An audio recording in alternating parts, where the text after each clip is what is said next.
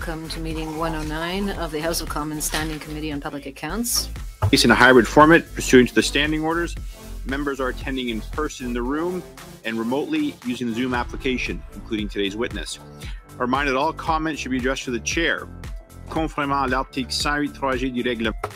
Pursuant to Standing Order 1083G, the committee is resuming its study of Report 1, ArriveCAN, referred to committee on Monday, February the 12th, 2024. Welcome our witness, David Yeo, business owner, who's joining us, as I said, by video conference. Mr. Yeo, I appreciate you making yourself available to us today. And as discussed with the clerk, you have an opening statement of up to 5 minutes, please. So without further ado, I'll turn things over to you if you'd like to speak to us for up to 5 minutes. Thank you. Yes, Mr. Chair, I hope everybody can hear me fine. Yes, we can. I would like to start off by saying thank you, Mr. Chair and honorable members of the committee. This land that we gather on today is a traditional, ancestral, and ceded territory of the Anishinaabe Algonquin Nation and is now home to many other First Nations, Métis, and Inuit peoples. I'm a descendant of Treaty Signing Chief Robert Franklin, who is my great-grandfather, and has past Chief of Alderville First Nation. He was also a World War I veteran. I hold Alderville First Nations community near and dear to my heart, as this what forms my Indigenous ancestry. I have a family that live there, and my father is also buried there next to my great-grandfather. I too am an Indigenous veteran who served with the Canadian Army for 14 years, from 1987 to 2001. Following this, I joined the Canadian Armed Forces Reserves for another 10 years, from 2001 to 2011. From September 1991 to February of 1992, I was deployed to Cyprus as a part of a UN mission with the 2nd Battalion Royal Canadian Regiment. I was a C9 machine gunner and driver along the front lines for 6 months. From August till November 2010, I was deployed in Afghanistan as a contractor for the Department of National Defense to deliver a high assurance security capability to Kandahar. We also went outside the wire to all of the forward operating bases as well. I received a commander's commendation for my contribution to Task Force Kandahar. I'm a tactical security specialist with expertise and certifications in high assurance guarding technologies for the Canadian Armed Forces, both on mobile platforms and security areas within the CAF, or specialty areas within the CAF. In 2002, I founded Dalian Enterprises, a hardware, software, cybersecurity company, and the Government of Canada is Dalian's primary customer. In 2002 until September of 2023, I was not an employee of the Canadian government in any capacity, but a contractor providing IT professional services through Dalian to the Department of National Defense. Since 2002, Dalian has been regularly audited by Indigenous Services Canada to confirm compliance with all requirements with the procurement strategy for Indigenous business, and the company has passed every one of them, including one just recently in February 2024. The PSIB is designed to help Indigenous entrepreneurs like me start and grow a business by providing them access to procurement opportunities within the Government of Canada, either directly or through partnership. The PSIB has been successful in helping many Indigenous-owned companies, including Dalian, to launch, grow, and prosper. In late September 2023, long after the completion of all work on ArriveCAN by Dalian, my professional relationship changed with the Department of National Defense. It changed from that of a consultant providing IT professional security services to a public service employee with the PIPSI Union. That happened on the 19th of September, 2023. So I'll say that again, 19th of September, 2023. Due to this change, I took steps to address any conflict of interest concerns by entering into a confidentiality, non-disclosure, no-access agreement with Dalian, in which I agreed to refrain from participating in any Dalian proposals, projects, contracts, ventures, or any other activity relating directly or indirectly to the National Defense Department. Since becoming a public service employee of National Defense, I've honored that agreement, have not been involved in any management of our operations at Dalian, and have not had access to Dalian confidential information of any kind. I also made appropriate conflict of interest filings with the National Defense Department, resigned as director and officer of Dalian, and put my Dalian shares into a blind trust. Unfortunately, no one from the media ever contacted Dalian before Dalian or I, before publishing reports late in February. They suggested that I was a public service employee for decades. This resulted in an unfounded allegation at D&D, and unfounded allegation at D&D that I was in conflict of interest. I understand that D&D has now made a statement that there was no conflict of interest, but I have already made the choice and resigned from the public service after just 168 days, mostly due to all of this very difficult situation.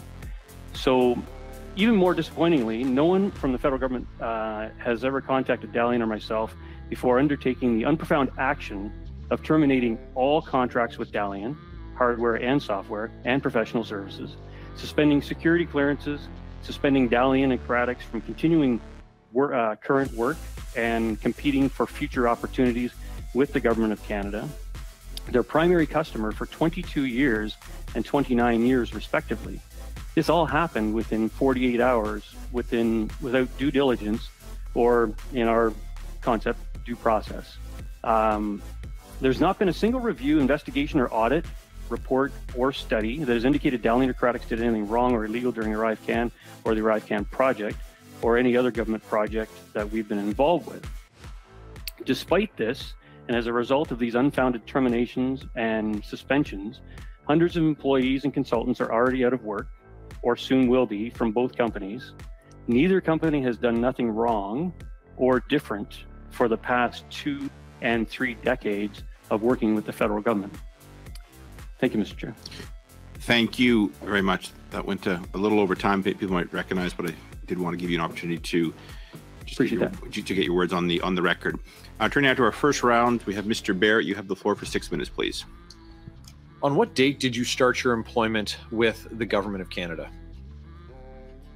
Mr. Chair, the Government of Canada start date was the 19th of September, 2023. Okay, I'll circle back to that. On what date were you first employed in any capacity with the Government of Canada, including in the Canadian Armed Forces? That would be start date of December 17th, 1987. Have you been employed by any other departments other than as a regular reserve member of the Canadian Armed Forces and the Department of National Defence? So the short answer is no, but I'm assuming that you're talking about my consulting work. We'll get to that. Okay. You mentioned the date of September 19th, 2023. That was the date that you said what happened? That was the date that I started as a public service employee. And did anything else happen on that date that's noteworthy for the work of this committee? Not that I'm aware of.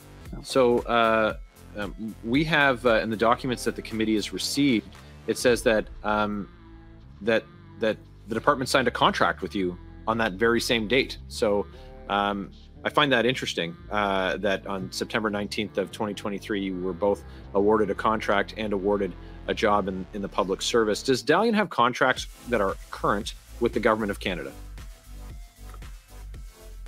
Not currently, no, because they were all terminated. So the number is 0. Number is 0. Are you able to, is Dalian able to fully do business with the Government of Canada or bid on work? No, we are not. We have been suspended from all security clearances, obviously pending this discussion and other discussions ongoing, and all of our contracts have been terminated. So by virtue of that, there is no ability to execute. Yeah. How many subcontractors do you have? That is a really good question. From a professional services standpoint, I would actually have to get back to you on that. From a hardware and software perspective, we have 4 or 5 that we use. Yeah. Sir, if you're going to get back to us with the number, can you also provide the committee with the names of those subcontractors? Absolutely. Okay. Sure. If you'd note that for us, please, Chair. Noted. Was GC Strategies ever a subcontractor of Dalian?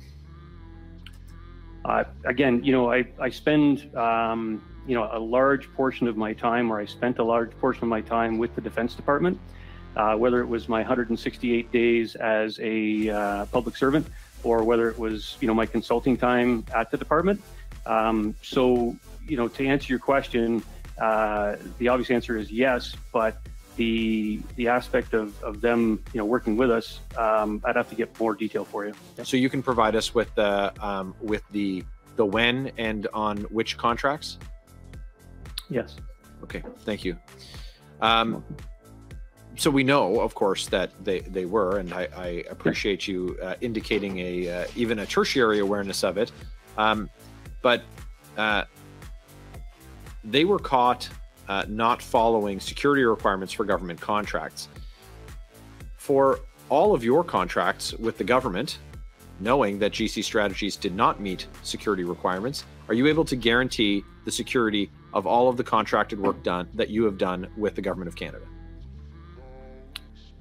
Again, the short answer would be yes, because we are, ISO certified in our processes. But a large part of this happens to be with as a prime contractor with the federal government, whether it's, an Aboriginal set-aside contract or not, because we've had both in the past. But I would say that, in retrospect to that, if they have some kind of misgivings on their security clearances, that would be tracked through, and we should have awareness of that at our own security shop. So I've never been told of any, issues with the security clearance side of things with GC. And again, I've just been, read into this file over the last number of months, and it hasn't come up as an issue. So are you aware of the reports that I'm referring to, that GC Strategies did not follow the security requirements for contracts with the Government of Canada? Is that something that you've been aware of prior to my speaking of it with you just now? No, it isn't. You'd have to give me more details on the actual security requirements that were actually, not followed, because I'm not aware of any that they didn't. Have you or your partner at Dalian ever provided any hospitality to any Government of Canada employees? Not that I'm aware of, no. Have you or your partner at Dalian ever met with government employees outside of government offices? I know I have not. And I can say that this is not something that is even remotely looked at from, an internal perspective. But as far as I'm aware, no. Did you ever meet with Christian Firth of GC Strategies? I have not met Christian once. No. Have you ever spoken to him? No. Have you ever spoken to his partner? No. Has your partner ever spoken to Mr. Firth or his partner? I would assume yes to that question. Okay. Because obviously there was a subcontract that was put together for CBSA for this effort. So I would imagine that there would have been dialogue that would have had to have happened. Yeah.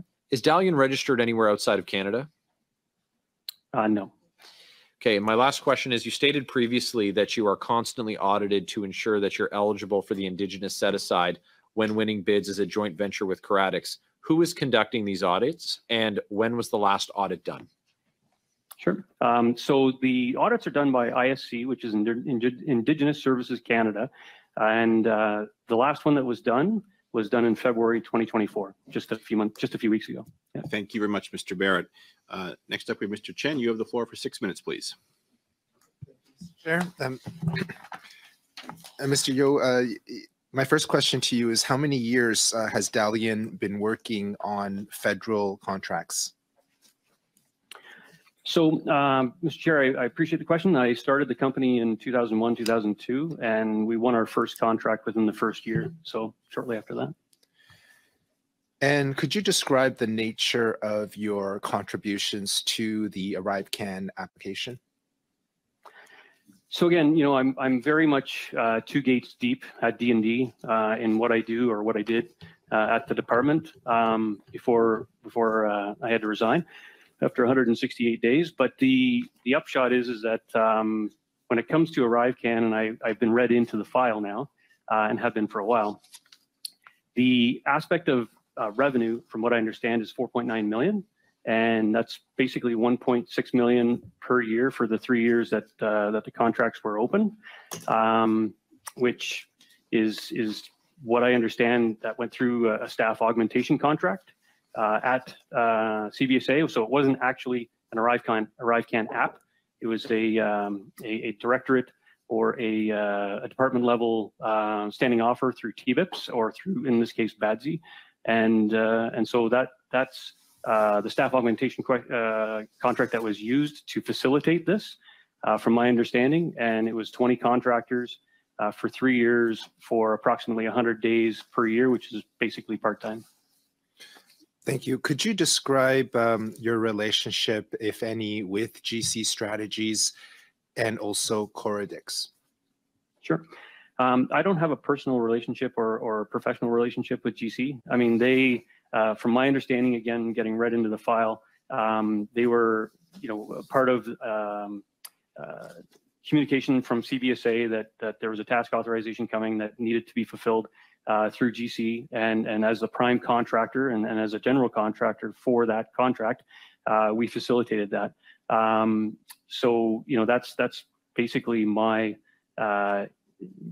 interaction with GC, which is nil. I've never spoke to any of the principals, and again, I've just been read into the file, and this is what I know.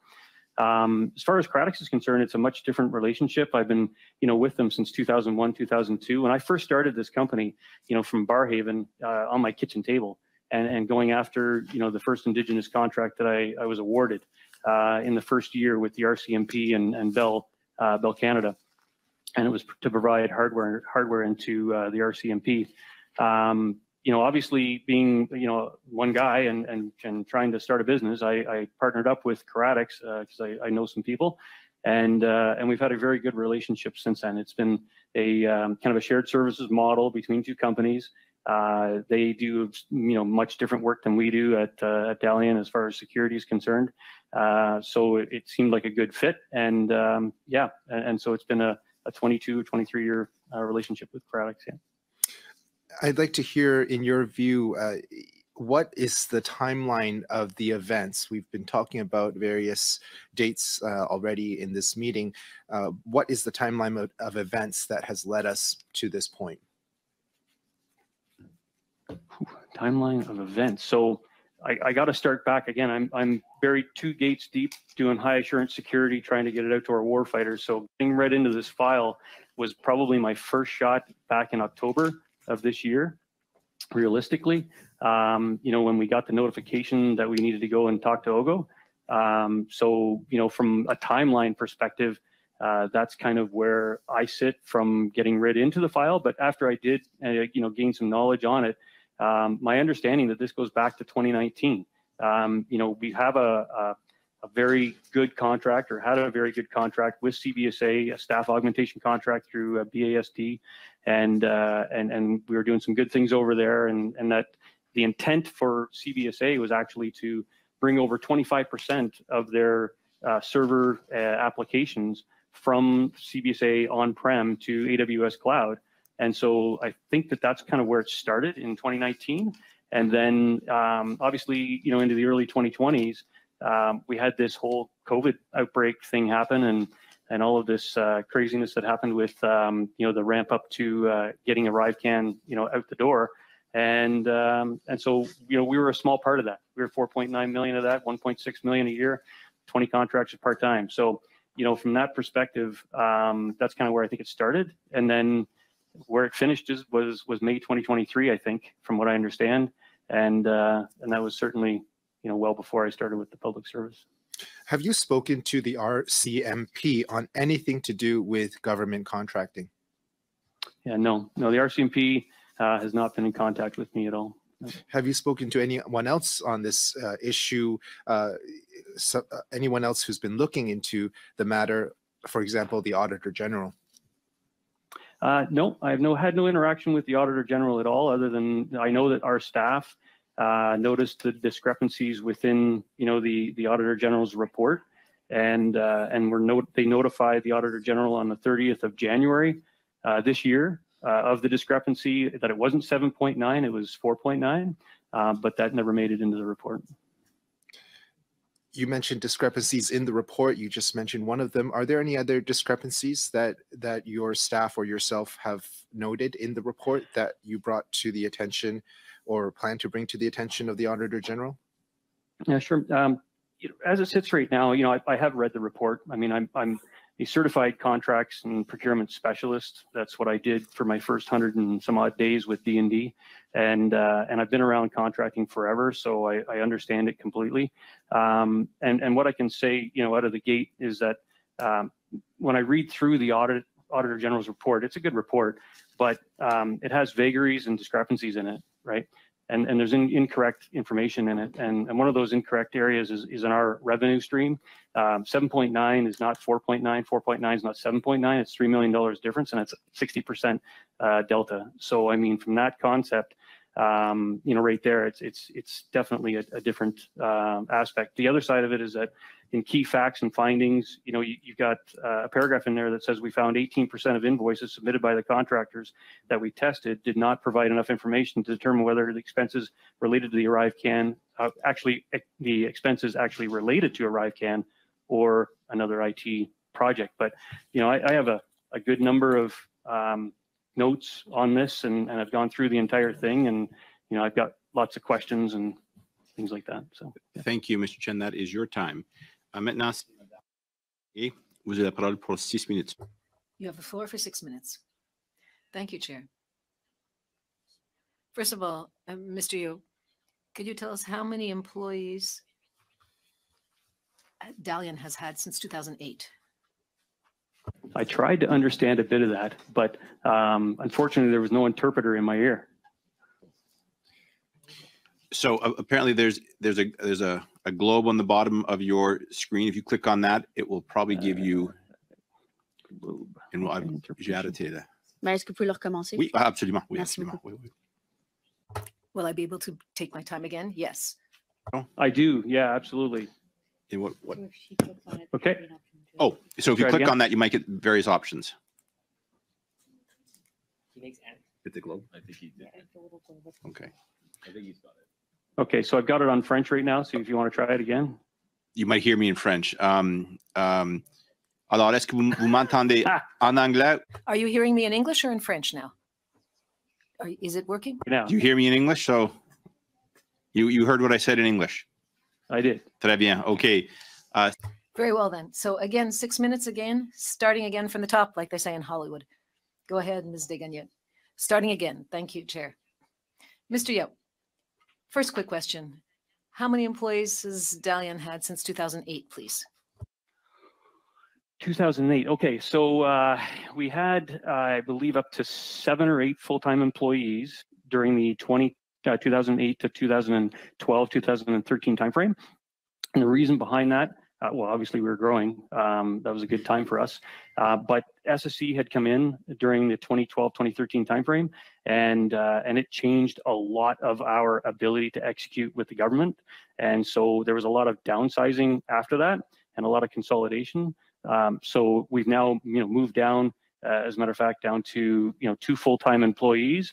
But where this kind of gets off the rails is that because we have a partnership with Caradix, right? We have a kind of a shared services model, and so we were doing shared services before shared services became a thing. Okay. So Merci. Yep.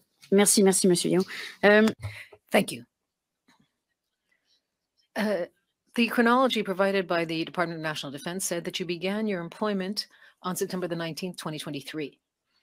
A contract was signed on that same date, September the 19th, 2023, by you. No, excuse me. It was signed on September 28th, 2023. 9 days later, only 9 days later, you signed a contract, whereas you were in the full-time employment of the Department of National Defense. Mr. Yeo, when you began your employment, I'd like to call your attention to the fact that public servants must follow the Code of Ethics and Values of the public sector.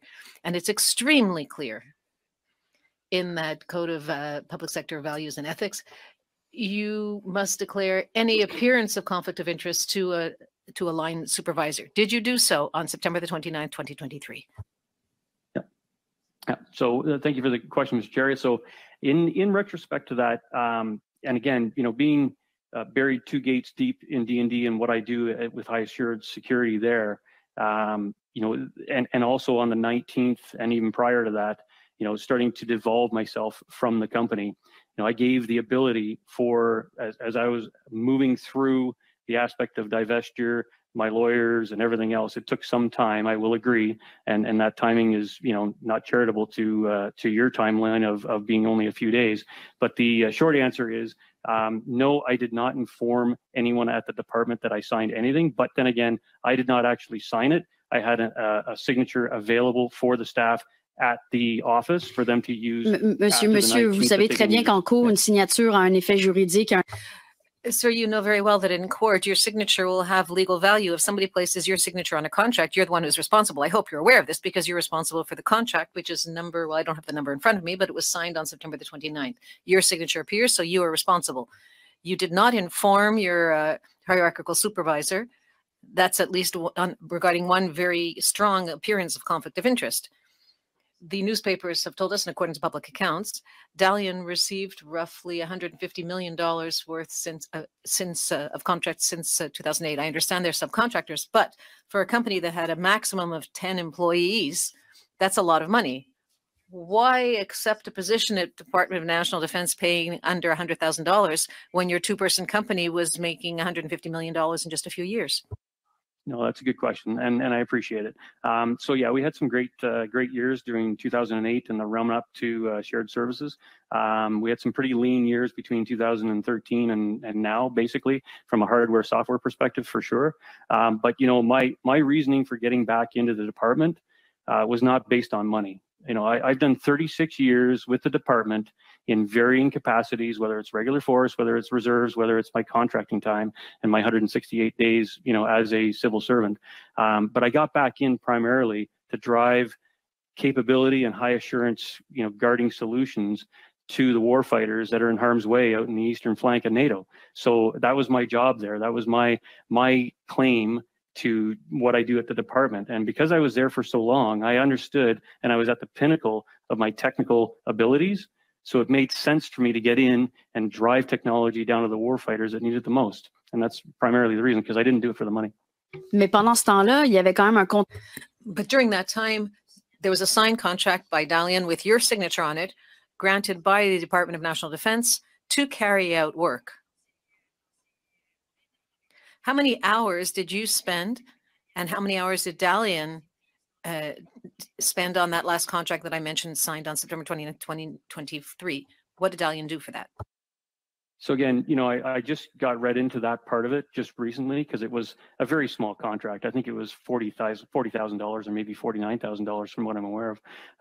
But it was attached to a hardware sale. C'est le salaire annuel moyen d'un Québécois. That's the average annual salary of a Quebecer, $49,000 a year. So a small contract, well, I would perhaps use different terms.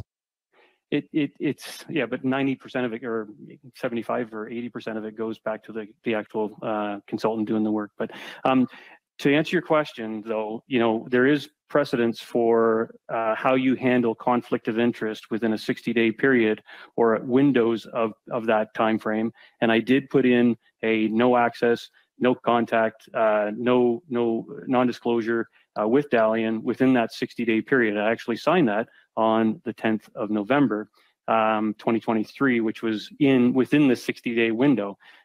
After that, we were working with lawyers and getting our stuff together as far as forms and everything was concerned, getting my divestiture done and that sort of stuff during the time frame, and that has already been submitted to D&D as well. But due to the hype and everything else around this particular ArriveCAN app, I ended up having to put in my resignation because I was still on probation because I was only there for 668 days. So. Voilà. Une duplication, ça va. Non, ça va. Okay, that's fine. Next. Visually, you have the floor for 6 minutes, please. Thank you very much, Mr. Chair, and I want to thank the witness for being with us today on what is a very important topic. My colleagues asked some questions, but I'll have you reiterate some of the responses you had clearly in relation to the origin of your company. When did your company start under the name Dalian? Well, I started it myself in 2001, 2002. I don't have the exact date on me, but there's documents that stood up the company at that time frame, and I named the company myself. Yeah. And when did you begin bidding on government contracts? Shortly thereafter. So it was very shortly thereafter. I was actually talking with Terry Matthews here in town at a breakfast meeting, and he had mentioned to me that I should go after Indigenous business because that was something he was aware of. So at that point, I looked into it and I found an Indigenous contract that I could go after, and I won it within the first year that I started the company. And how large was your company then, and how large is it now? Well, it was only one person there because it was from my, my dining room table in Barrhaven. But we have grown. It's grown up in 2008 to 2010, 2012, and then we've obviously contracted a lot because our hardware business is all but dried up, and we still do some professional services. And so, how much total money in public contracts has your company received? Total. So I know that from 2015 until now, it's about 100,000. Or sorry, I just want to get this number correct, so please bear with me.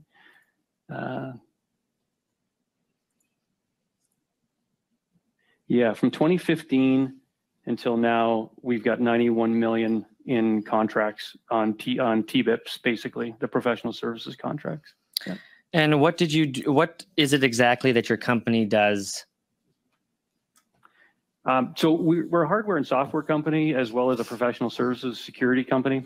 So basically, we go after government contracts as a general contractor.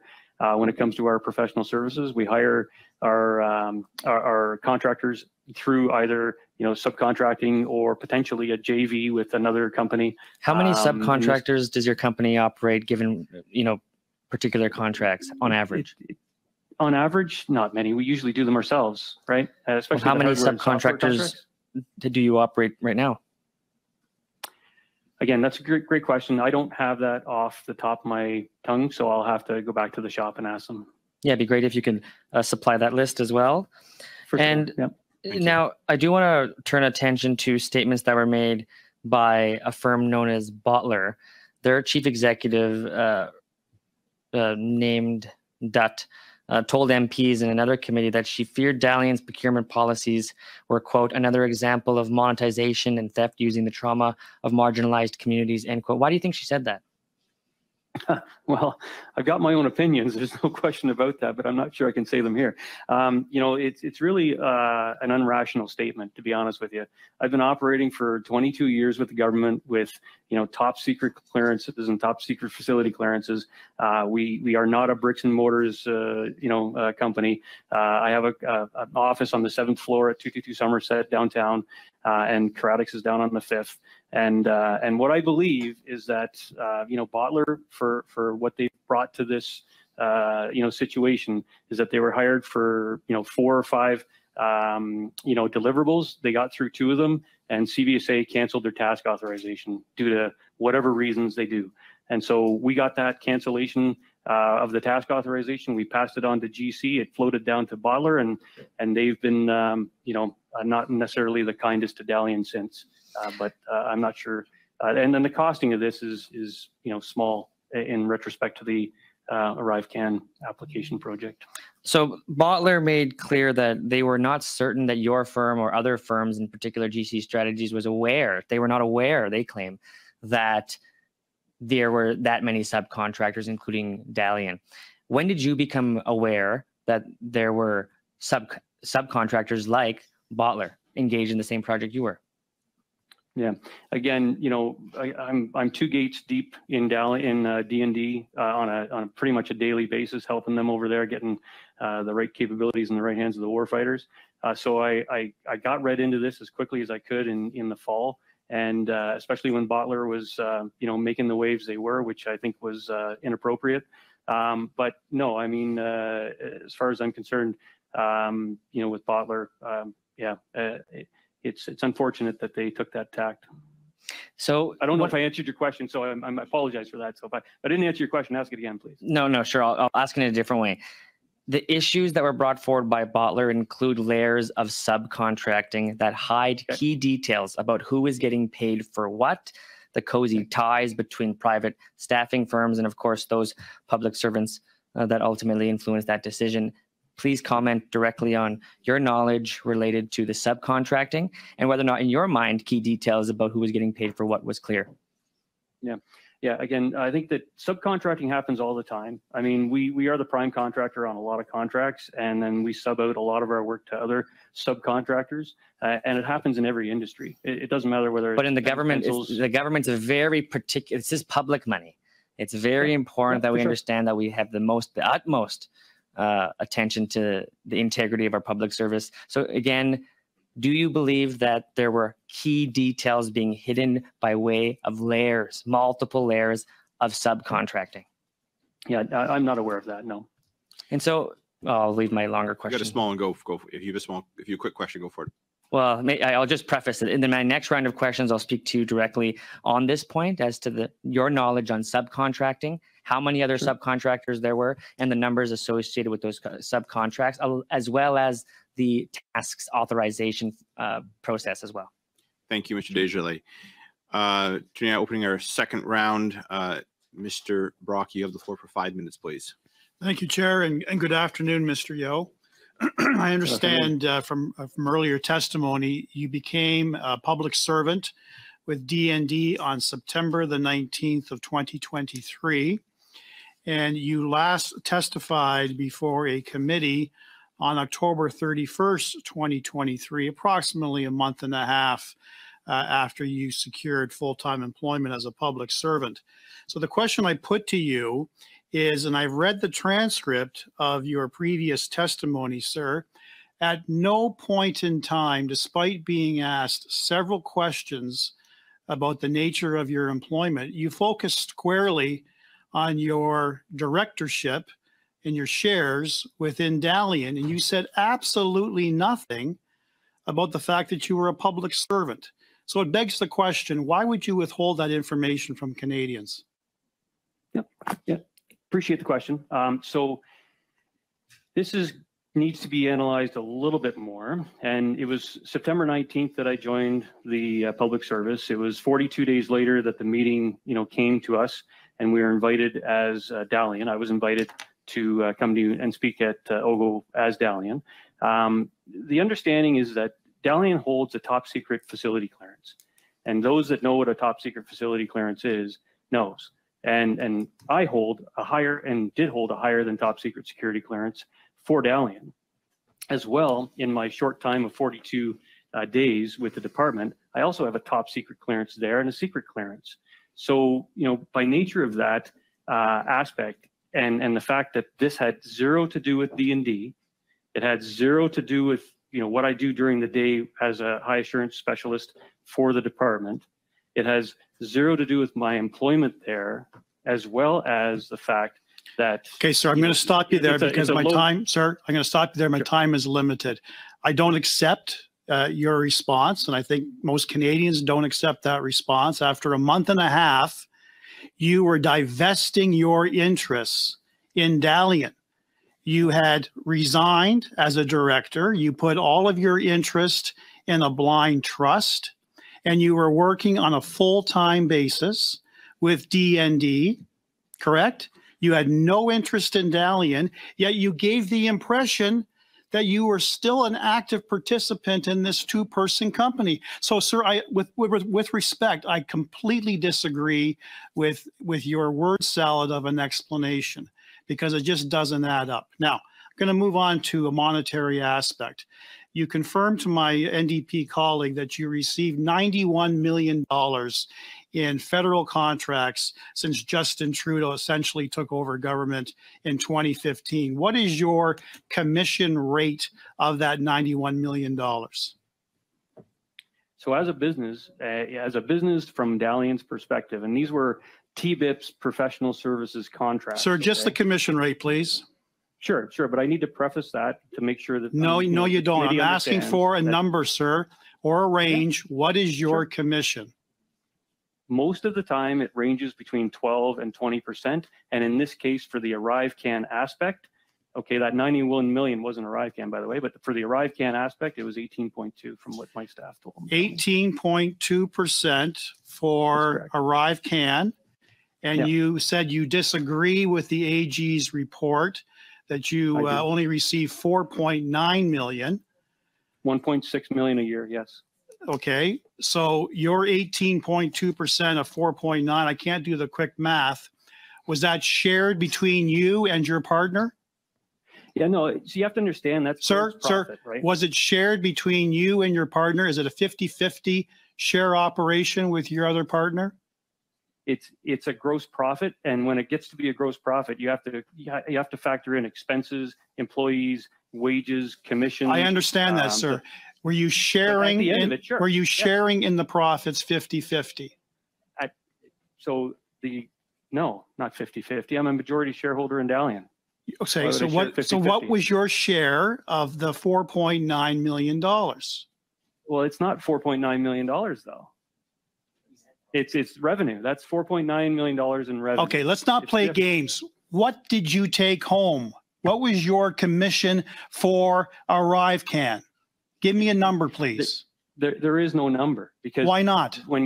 Because when you own a business and you have multiple, you have to declare this as income, sir. So why would you not have this number? You're going to provide this committee, sir. You're going to provide this committee within 7 days your actual remuneration or bonuses on the ArriveCan app. Okay, within 7 days. If we get asked to do that, sir, we will absolutely provide it. It's not an issue. And then over and above that 4.9 million, I want to know. You're out of time, but you've asked for some documents. I just want to ensure that Mr. Yeo, is that you received a request from a member to provide some financial documents? Is that something you're prepared to do? Is that something you can do within a reasonable amount of time? I say that because often witnesses will agree to provide information that is requested by the committee. I think you said if you're asked by the committee, you would do so. We can formally do that, but we tried to avoid that. Is that the information Mr. Brock asked you to provide? Is that something you could do? Yeah. Like I said, I'm willing to support the committee on anything and everything that you guys need to be able to get to where you need to go.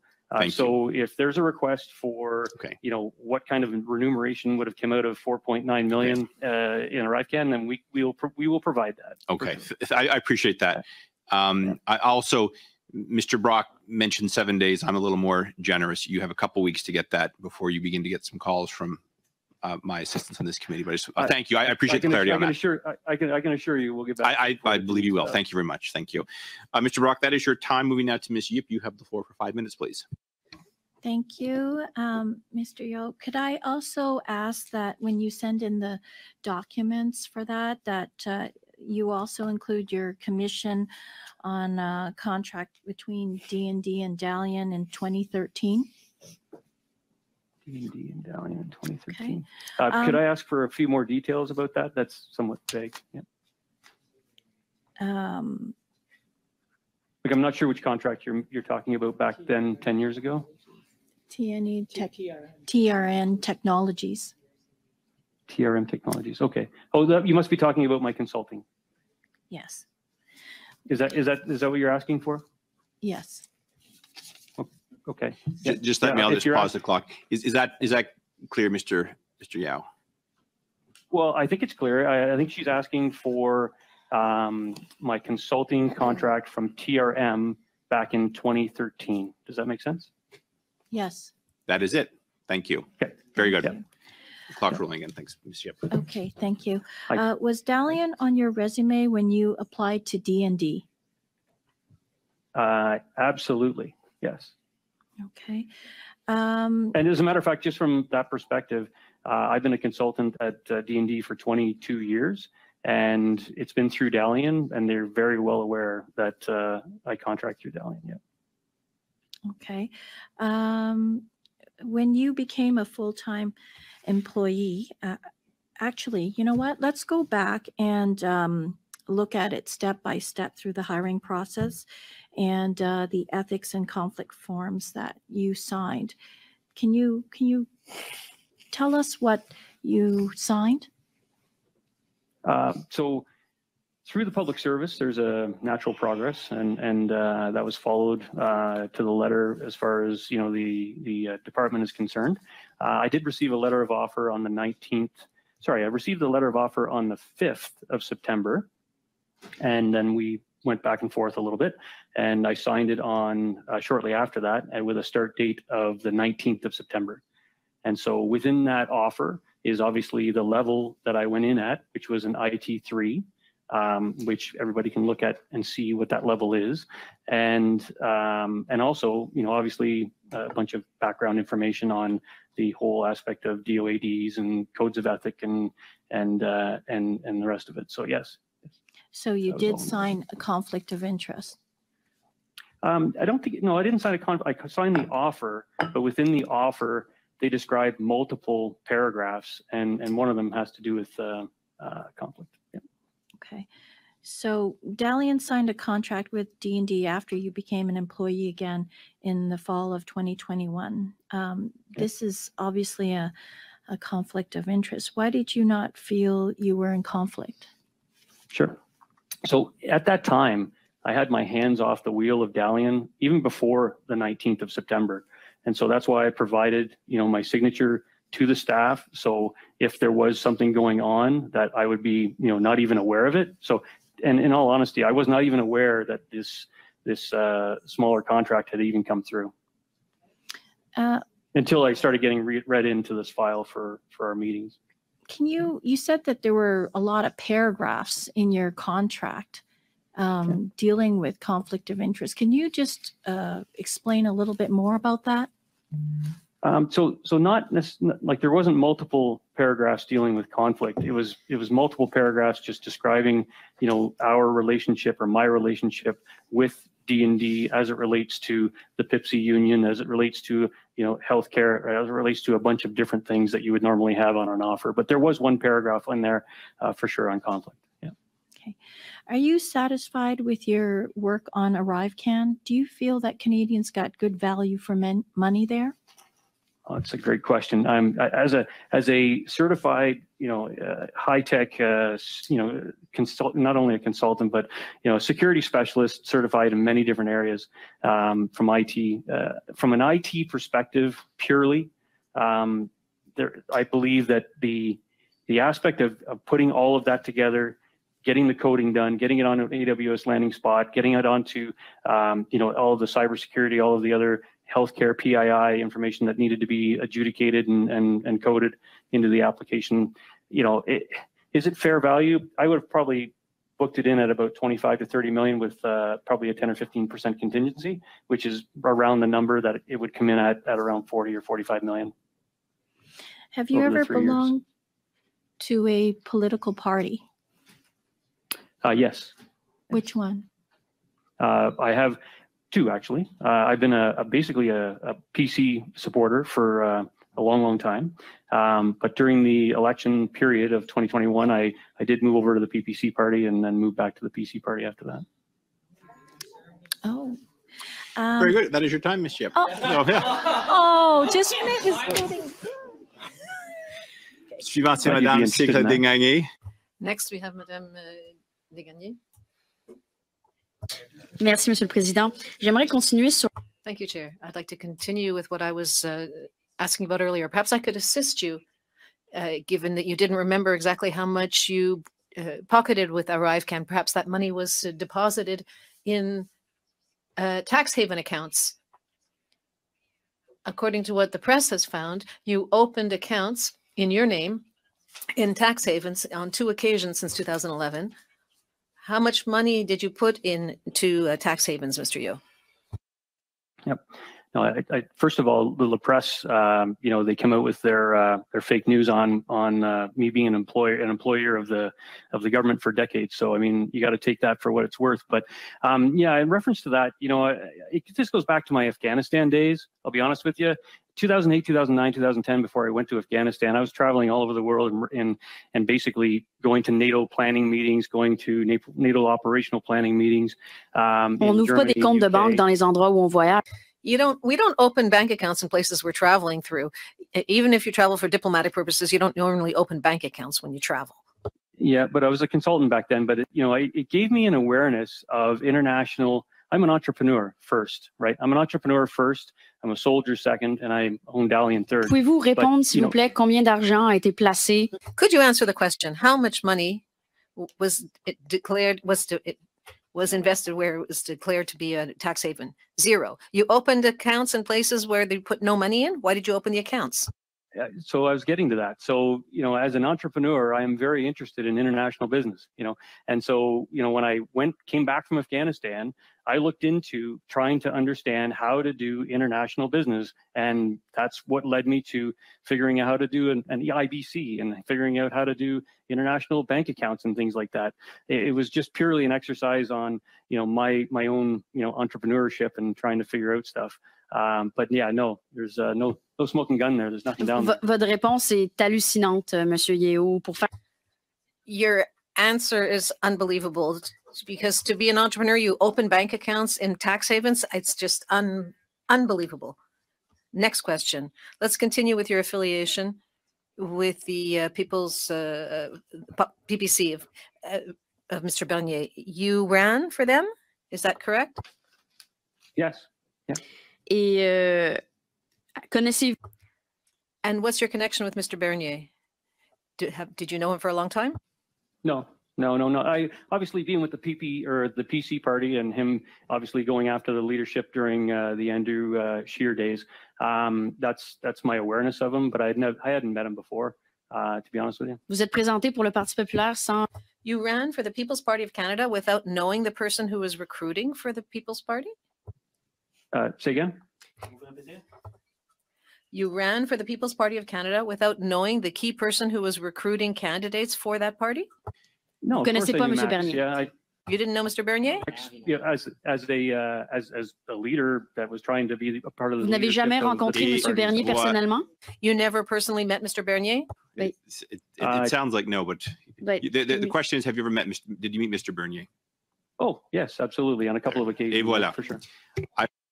I will. Sorry. Yes, I will. I'm going to pocket all this for relevance at a future committee meeting when I'm being raised about relevance. But anyway, for now, turn that to Mr. Desjardins, and of course, my belief that members have wide latitude to ask questions. This will be Exhibit A. Mr. Desjardins, you have the floor. Thank you very much, Chair. I'll just follow up on that last question, and then I'll go to another question if I have enough time. But in relation to your political affiliation, you said you're an active member of the Conservative Party today? Correct. Yeah. And do you make fiscal donations to the Conservative Party? I have, yeah, since 2020, yeah. Have you ever met with or lobbied on behalf of your company with any members of the Conservative Party? Absolutely not. Have you ever registered in the lobbyist registry? No, definitely not. You've never registered in the lobbyist registry? No. Have you ever spoken about your company to a government official? No, definitely not. Yeah, okay, moving on then. Sorry.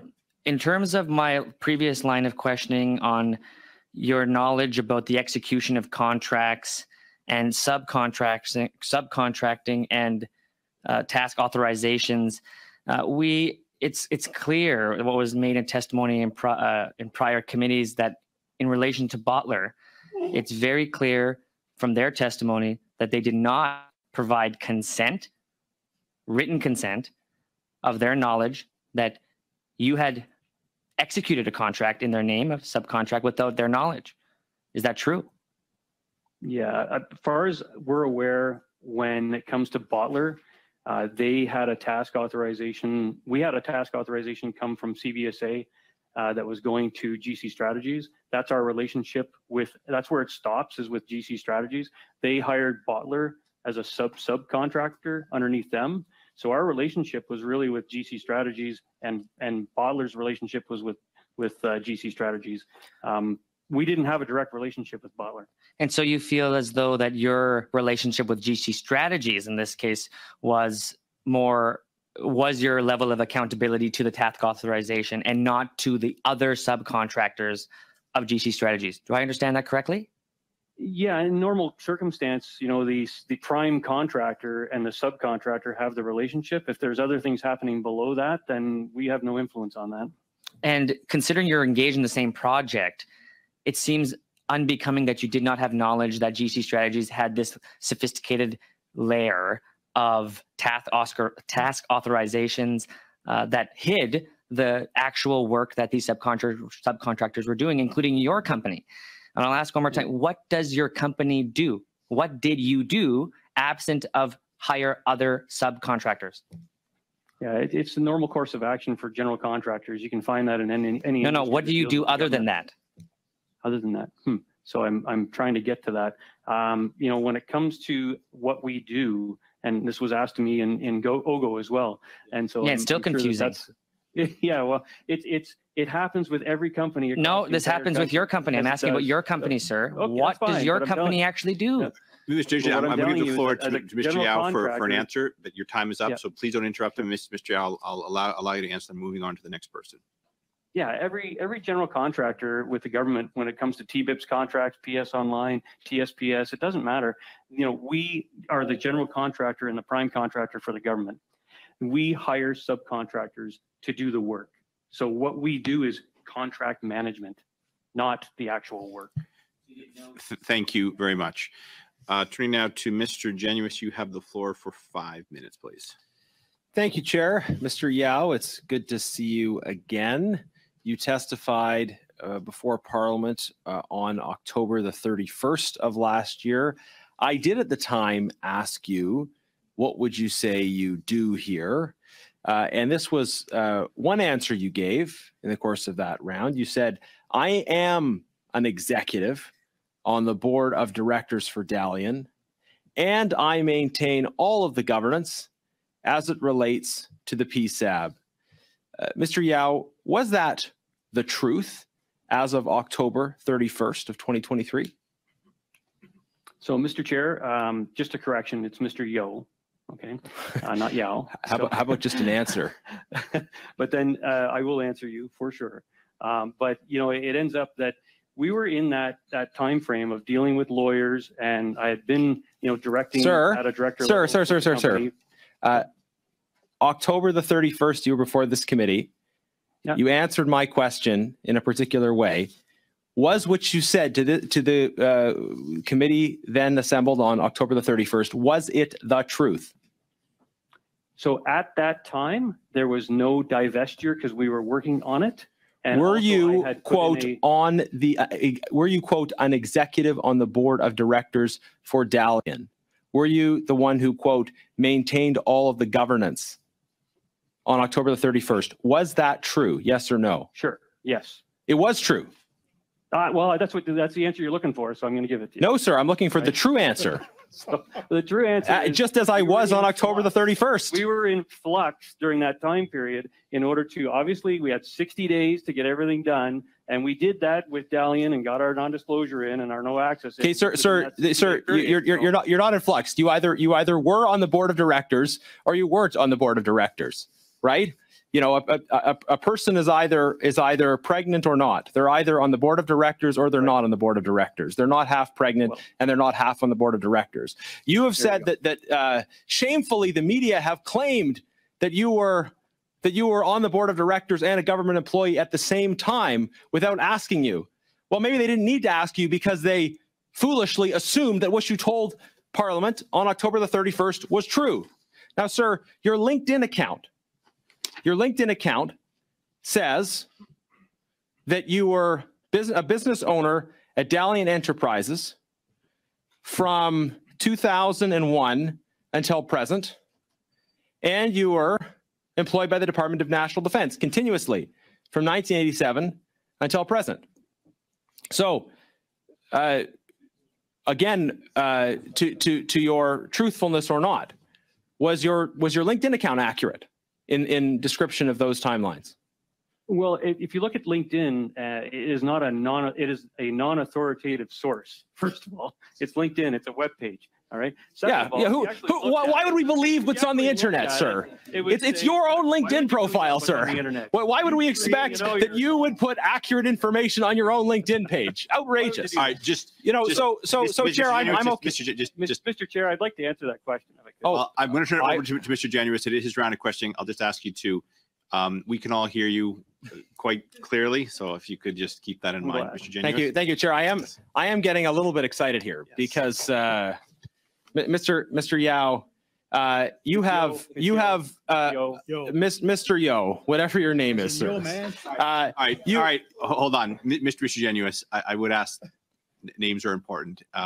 Okay. We all make mistakes, but if you could conduct yourselves in a way that shows our witness respect. Okay, it's Janice, by the way, but that's a good point. Yes, and it's William's son. I realize. If we're insisting, all right, you have a minute and a half left, Mr. Genuous. Okay. Sir, you have on your LinkedIn profile a claim that you were simultaneously working for the government and leading Dalian. You told this committee on October the 31st, pardon me, not this committee, but you told that committee on October 31st that you were you were on the board of directors for Dalian. You were at the time employed by the government. And you have subsequently said, oh, no. There was some flux going on. But you clearly were in a conflict of interest, weren't you, sir? You were clearly doing both at the same time. And now you're trying to weasel your way out of it after the fact, but you were clearly in a conflict of interest, were you not? So, okay, so I need to answer the LinkedIn side of it first. First of all, it's a non-authoritative source and it's on the internet. It's your profile.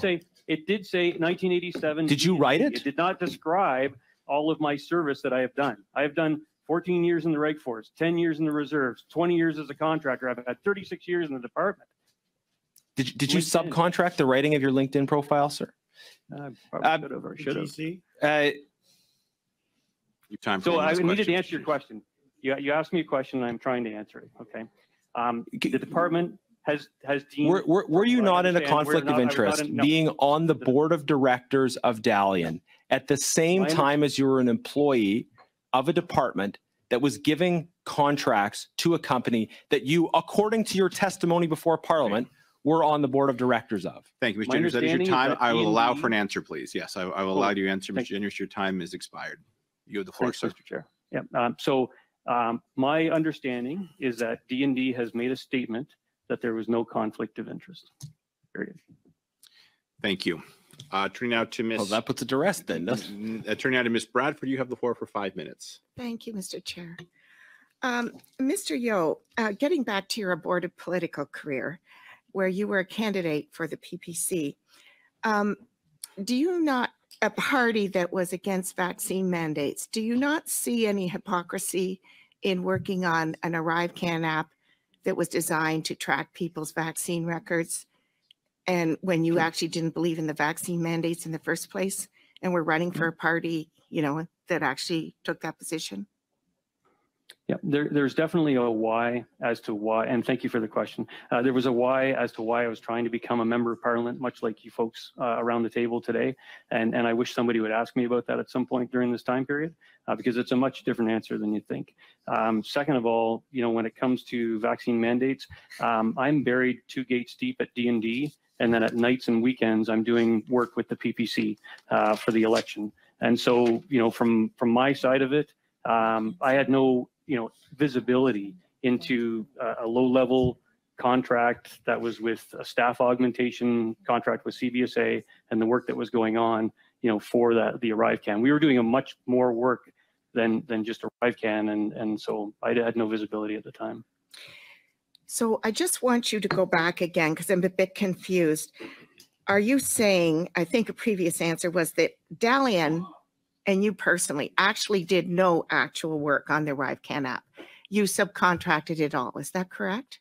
You didn't actually do any actual work on that? I mean, like we're prime contractors on a staff augmentation contract that staffs, subject matter experts into CBSA to actually perform the work, like to code the application and project management and security and everything else.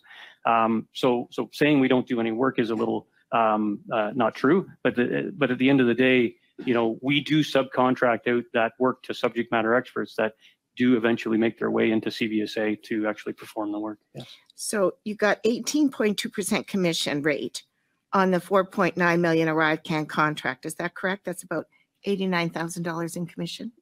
That's what my staff has told me is 18.2. Yeah. So how much was your overhead, and how much was the remaining profit? I'd have to go and ask our CFO to try and figure that out. But we have, my office in 222 Somerset, we have employees, commissions, everything else like that. So I'm not sure what the exact number is, to be honest with you. But most of the work is subcontracted out to others. That's correct. Absolutely. Yeah, like in some cases, it's our own, consulting bench that goes out to do this, and in some cases, we did some work with GC. So. Now, if you're the majority shareholder in the company, what percentage of the net profit do you get?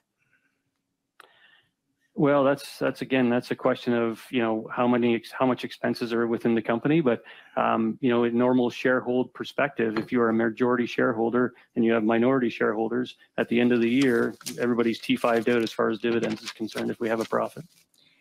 So going back to when you formed your company in 2001 or 2002, basically Dalian was formed to go after Indigenous contracts? Yeah, absolutely, because of my background and heritage, yeah. Right. So then if you subcontract everything else out to other companies, they don't have to be Indigenous service providers?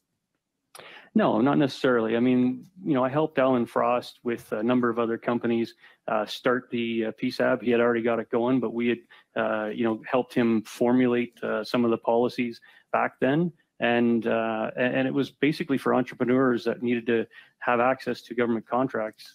So from that perspective, it was all about having ownership in the company and having the ability to grow the company through government contracts, and then potentially either start another company or potentially hire employees and keep growing your own business. It's a very good policy.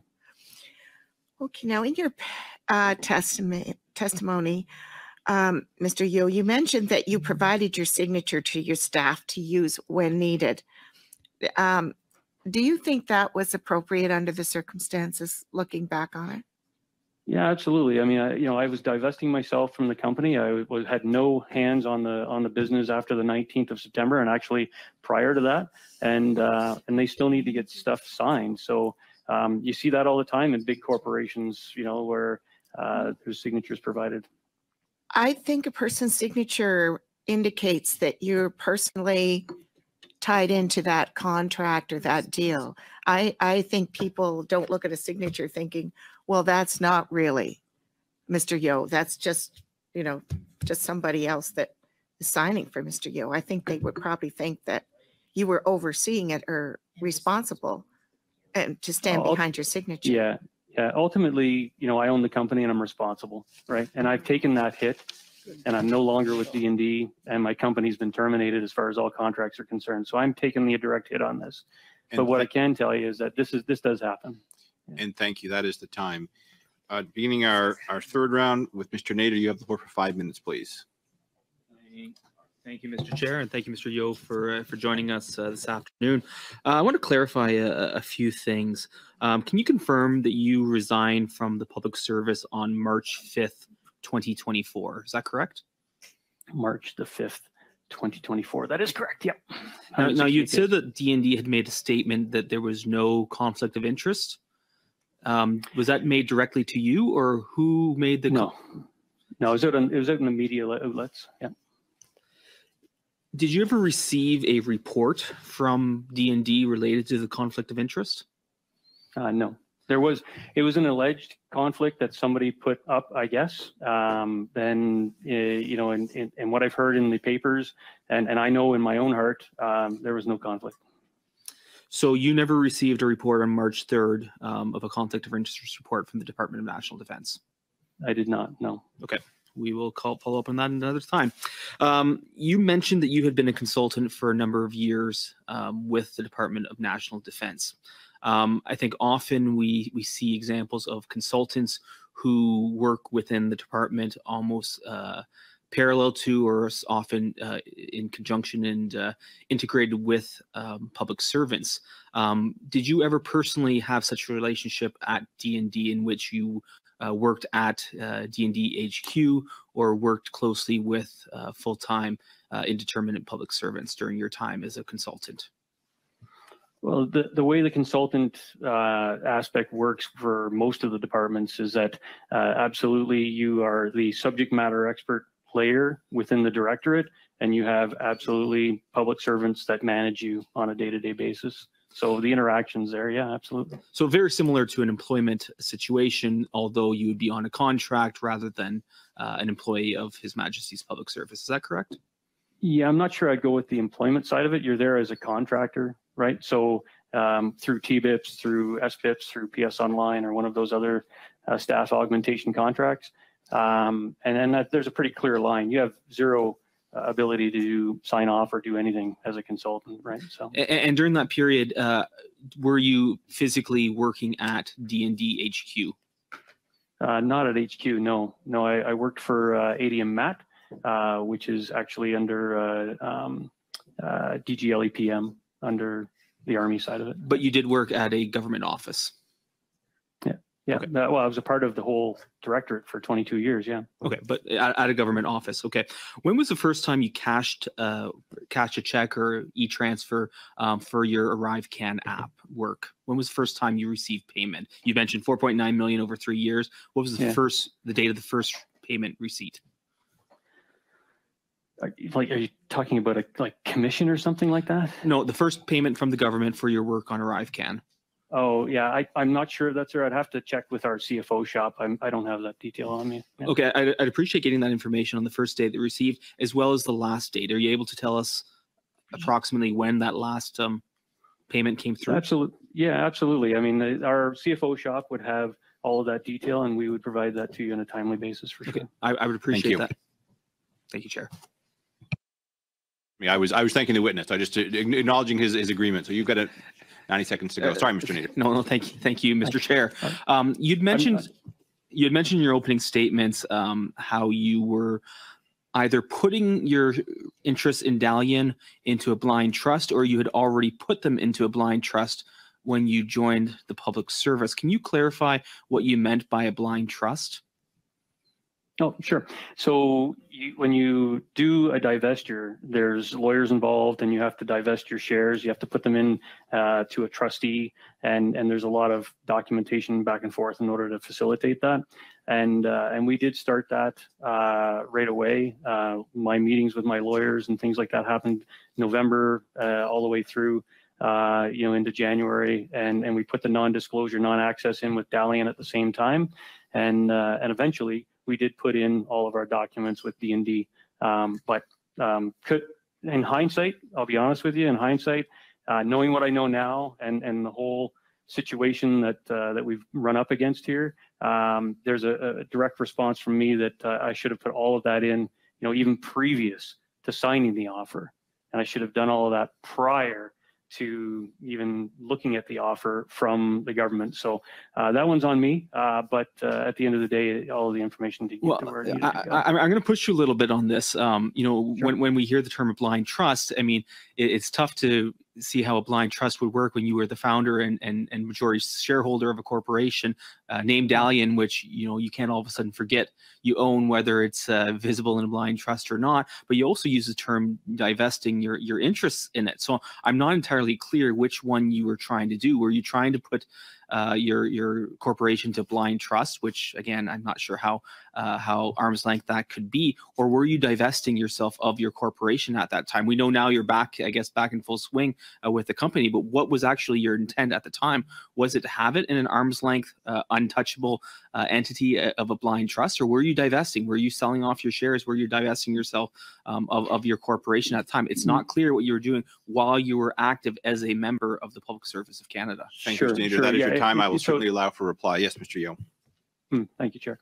So yes, absolutely. It was not a divestiture, but a blind trust, and I did acquire a trustee that I trusted to hold my shares, and that's the course of action that we took. So if I mentioned divestiture, that's not the case. Thank you. That is the time. Turning on to Ms. Shanahan, you have the floor for 5 minutes. Well, thank you very much, Chair. And Mr. Yeo, I think you've managed to do something that that actually should happen here at Public Accounts, which is to have all members equally questioning what it is that we're hearing and wanting to get to the truth of the matter for the sake of frankly, for the public trust. And that's where I, for one, find your story has a number of holes in it, although it does come together in one way. You mentioned early on that you met a gentleman, Terry Matthews. Who was that? He's a business owner in Canada and a billionaire, actually. Okay, so someone who knows how to make money, because you mentioned that you're not really in it for the money, but you met with someone who knows how to make money. And he said you should get in on, how did you put it? Indigenous angle that he became, indigenous procurement that he became aware of. Yeah. That he became aware of. So he put you on to something. And indeed, that's what business people do. Now, you were not in business at the time, as you said. You had no experience with technical work, coding. What was your background? You were a reservist with the armed forces. Well, I mean, if you predate my experience, I went through for computer science, and I've been involved with computers my whole life. But certainly, the aspect of my military career and my reserve career, and then eventually getting back into my high-tech world after all of that experience was the direction that I took. So was your intention then to start up a technical services company where you yourself, as an Indigenous person, as you have identified yourself to us, would then be providing services to the government, who was at the time, and this has covered, of course, a number of governments trying to promote Indigenous businesses?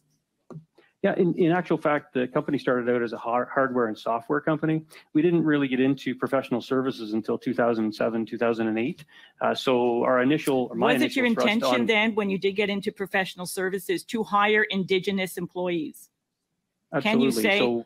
Can you say that you have used your access to Indigenous contracts to hire Indigenous employees? Absolutely, and we did have Indigenous employees in the shop. Yeah. All right. Well, at least that. Now, going back to, but somehow it didn't work out. You had high points and low points. You weren't making money. At some point, you decided to get yourself hired again with DND. You entered into a contract of service. Referring to your contract, there were a number of paragraphs there actually that refer to the Code of Ethics for the public sector, and also to the Conflict of Interest Code. In one such paragraph, there's actually a form called the Confidential Report, Form DND 2839, which talks specifically about conflict of interest. This is in your contract that you yourself signed. Do you recall this form that you would have signed? So it does speak specifically to conflict of interest, which is not something that you have been forthcoming about here in earlier testimony. And you seem to be an equal opportunity conflict of interest, how shall we say, operator, because it goes on to talk about political activities where federal public service employees have a right to engage in political activities while maintaining the principle of political impartiality in the public service. And that there's information to that regard. Is that something that you also recall signing? It's definitely in the offer, but the political side of it was back in 21. All right. And then going back to when you did decide to become a member of parliament, and I'd like to hear why you decided that, because at the time you were operating Dalian, and that you had contracts with DND, so that were involved in the ArriveCan. And as other colleagues have pointed out, hard to believe that you did not know that Dalian was working on ArriveCan. So why did you decide to become a member of parliament to run as a candidate? So, in true form, as my Indigenous heritage, side of it, my great-grandfather signed the treaties in 1923 in November. In the spring of 2024, the colonials came back through and enfranchised my whole entire family. They enfranchised hundreds of people, and they enfranchised So you ran for the people. People's Party of Canada in recognition of your Indigenous ancestry. Is that correct? I'm definitely getting to my why for sure, and that is that my entire family has been enfranchised, and I am caught up in the second-gen cutoff rule. This is a politically genocidal article out of Bill C-31 that still is in the Indian Act today. And my entire family is caught up in it, and hundreds of thousands of Canadians are caught up in it. So my why as to why I wanted to get back in as a member of Parliament was to actually create a private member's bill that would allow that part of the Act, the Indian Act, to be solved once and for all, which would not only help me, but help hundreds of thousands of Canadians. Thank you. That is your time, Ms. Shanahan. Maintenant, c'est Madame Sinclair Desgagnés encore pour 2 minutes 30 secondes, s'il vous plaît. Monsieur Yeo. Mr. Yeo,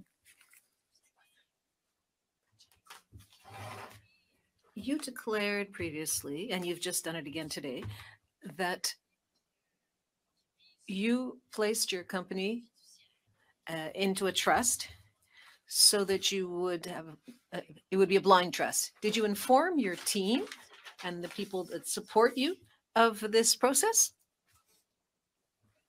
The team at Dalian were definitely aware that we were going through this process, yes. Mais donc, comprennent-ils qu'à poser une signature? Do they understand that placing a signature is the same as placing approval? So by placing your signature, it was your responsibility and you no longer had a right. If you were no longer supposed to be intervening in Dalian's business, you were not supposed to be signing. That's very basic. Who placed your signature there? À votre place, sans que vous le... Without you knowing about it? It would have been, my staff that I directed. So this is definitely on me. I would have directed my staff. I did direct my staff to, while I was in this area of being able to work with the department and also, put everything into a blind trust, that I gave them the authority to go ahead and make sure, and I trusted them. So. Tout à l'heure, vous avez dit que Dalian...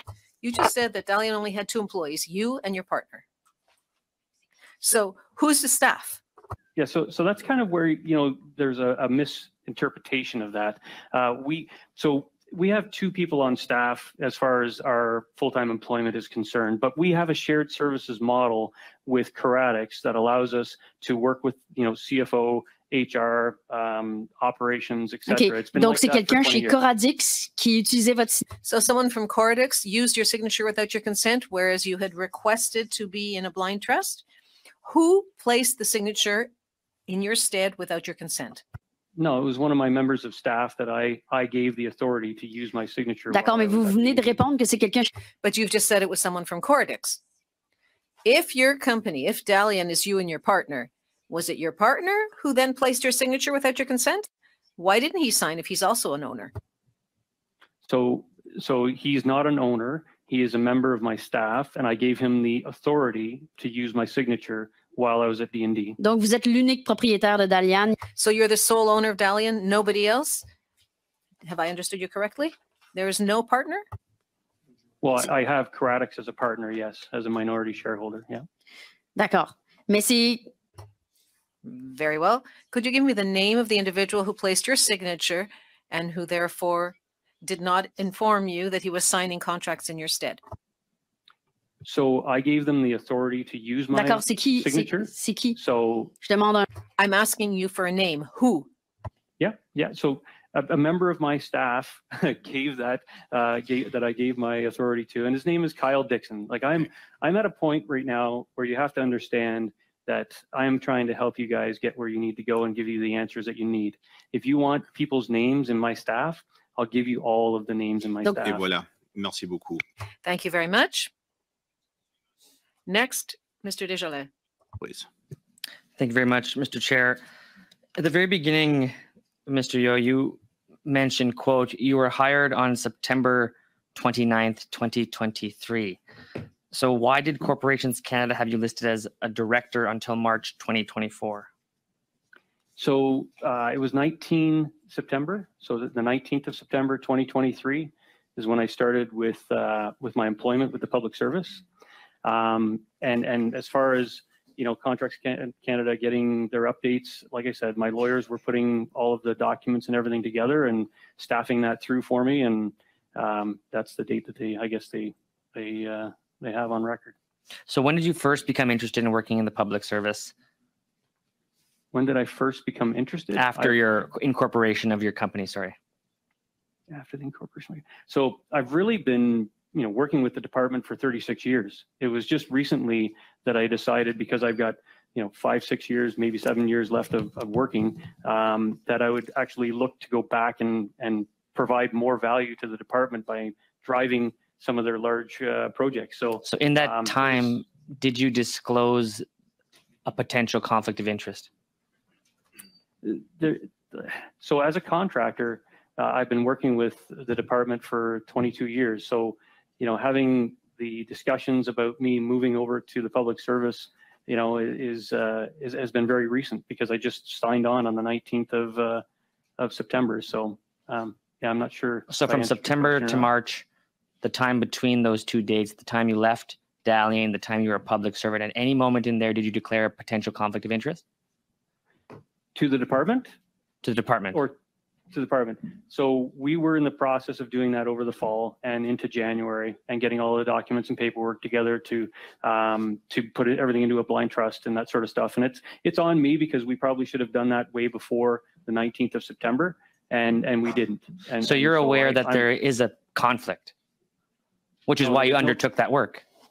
But the D&D has come back out and said there was no conflict because of I don't know why the whole idea of the conflict is a little bit nebulous to begin with, because of my position in D&D and the documents I put together for Dalian to put in a no access and no visibility into what they were doing since the 19th. On that blind trust, who's the trustee? Kyle Dixon. And how do you know them? He's a member of my staff, and he's been a stalwart worker of mine for a long time. And at any point between your discussions of the declaration of conflict and this employee you have, was the conversation of the paperwork that never got done? At what point did he bring that up as a potential issue?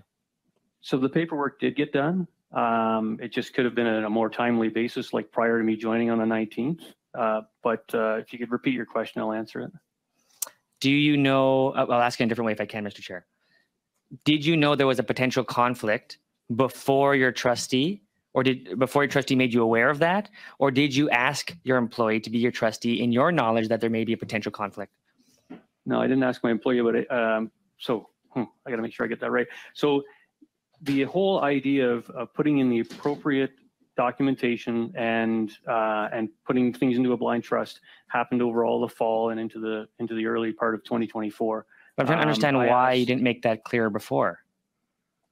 Sorry, clear in what way? At the very start of today's discussion, one of my conservative colleagues made a question to you about a potential conflict here, and you flat out said there was no potential conflict. And now you're saying that you obviously knew of the potential conflict and filed paperwork to that degree. No, we didn't expect a conflict to happen at all, because of the level of position that I went in with D&D. It's a very low level position. And so there was no conflict awareness at all. We were just putting in the safeguards to make sure that if there ever was in the future, they'd be in place. Is that your perspective? Thank you very much. I'm afraid that is your time, Mr. Digital, but you'll get another round. Turning now to Mr. Barrett. Mr. Barrett, you have the floor for 5 minutes. Do you have any companies or interests in companies outside of Canada? No, sir. No offshore holdings? No. Are any of your former colleagues at D&D double dipping?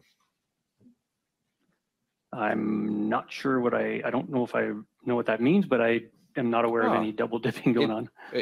It's what you do. It's working for the federal government as a public servant, but also as a contractor concurrently. Well, I would assume that there are lots of people in the public service that have companies outside of the public service, yes. That do work for the government of Canada. You think that that's quite common? I think it's fairly common, yes. And what do you base that on? Just your personal experience or conversations with other public servants? I would say that it's just my own, my own perception. I've been around the department forever, and everybody has their day-to-day work, and maybe they have a little side gig at night doing something else. For the same department that they work for? Oh, probably not. No, if you're talking about that, yeah, no. You talked about how you took this job to drive projects. What did you say your position was within the public service? So I am a tactical security specialist that's certified in high assurance capabilities that go into the Canadian Army at the very pointy end of the stick in combat vehicles, on soldiers. I'm a soldier myself. Not the technology, sir. I'm asking about what level you were at in the public service. Oh, sorry, an IT3. Okay, so were you leading change as an IT3? Is that pretty common for IT3s to be leading departmental and organizational change? Well, I certainly wouldn't put it up that high. As a team lead, that is the correct statement, is a team lead as an IT3, and you're in charge of a number of projects. And in this case, from my side, it was a high assurance security project. So you've said that the Auditor General's figure that she attributed to your companies is incorrect. Is that's fair? This is what I've been read into, and my staff tells me, yeah. What you've been read. Did you read the Auditor General's report? Absolutely. Okay. All of it. So I've got lots of comments. Well, that's great. So by read into, you mean you read it?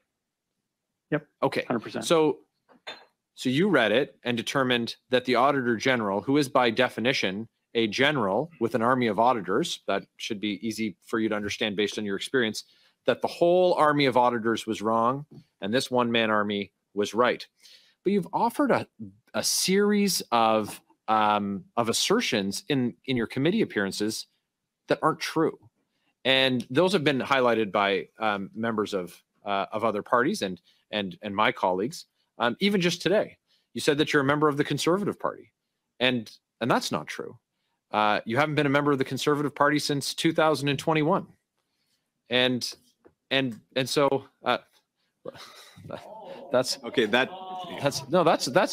That's okay. That's fine. Okay. Order. That's fine. Order. That's Order. fine. Order. We know how to. Just 1 second. We know how to. Just 1 second. I'm going to stop the clock. That is a prop and it's not allowed. Second, that is a donor card and it's not a membership card. We all get them to try to get money. Mr. Barrett, you have a minute and a half.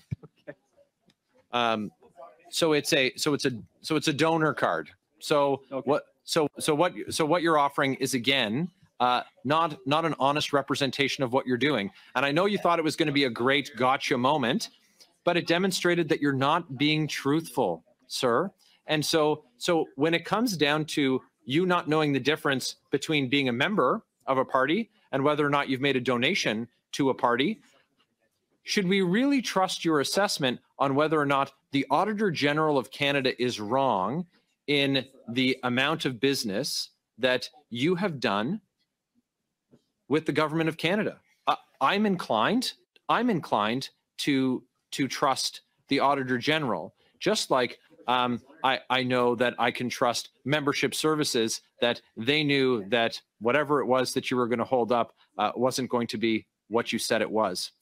So, while your misrepresentations vary, that's just another great example that we can't trust what you've said to be true, and it gives rise to more questions than it does answers. I'll cede my time back to the chair.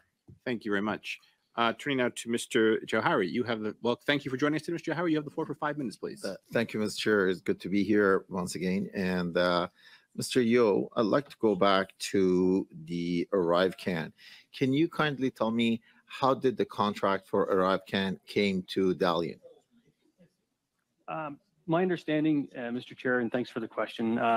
My understanding is that we never had an ArriveCan contract, but this was all through staff augmentation contracts that were competitively awarded to Dalian on behalf of CBSA. So okay. My understanding is that it was staff aug contracts. Yeah. Okay. So the staff augmentation contract that was awarded to Dalian on CBSA, how did that come about? So again, I'm buried 2 gates deep at D&D, and I don't have the exact aspects of how that actually transpired, but I could ask our staff. Yeah, I would appreciate if you could provide that to the committee. Sure. Sir, you've indicated that the amount of the contract was 4.9 million. The amount of staff augmentation was 4.9 million over 2 years for 20 employees at 100 hours, and you call that a part-time, correct? Correct. Okay, so if my math holds, and at 1.6 divided by 20 divided by 100, you are charging about $815 an hour, whereas GC Strategy for ArriveCan was charging in the 1,200 plus. Can you explain why? Because if you're, can you tell me what is it that your team and that 20-man team was, 20-person team was doing for CBSA? Sure. So I'm not sure exactly of their specific tasks because of the fact that this goes into staff augmentation, whether it's you know, the people that went into it was software development, testers, project management, technology architecture, cybersecurity. So once they get over to the CBSA through the staff augmentation contract, it's really up to the technical authority to drive whatever business needs that are happening on that side. But to get to your question about you know, 20 people on the contract, my understanding and what my staff has provided me is that the bill rates ranged from $540 to $1,000 per day, depending on the service. Okay, which is pretty much aligned with what Auditor General was talking about as was rate, but that's very different than the rate that GC Strategy was charging. Were you dealing directly with CBSA? Sorry, was Dalian dealing directly with CBSA?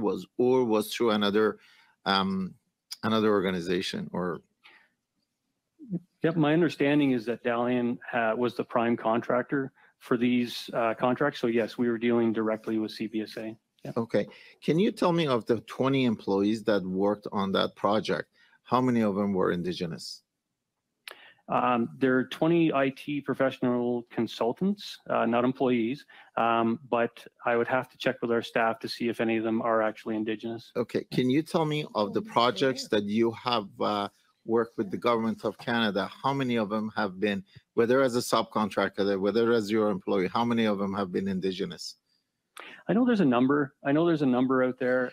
Would you know 5, would 10, 20, 50? This is the challenge we have with Indigenous, you know, our Indigenous culture, right? Is that we don't have enough trained technical people coming out of the Indigenous side of things. So how much investment has number. Your company made into training Indigenous people?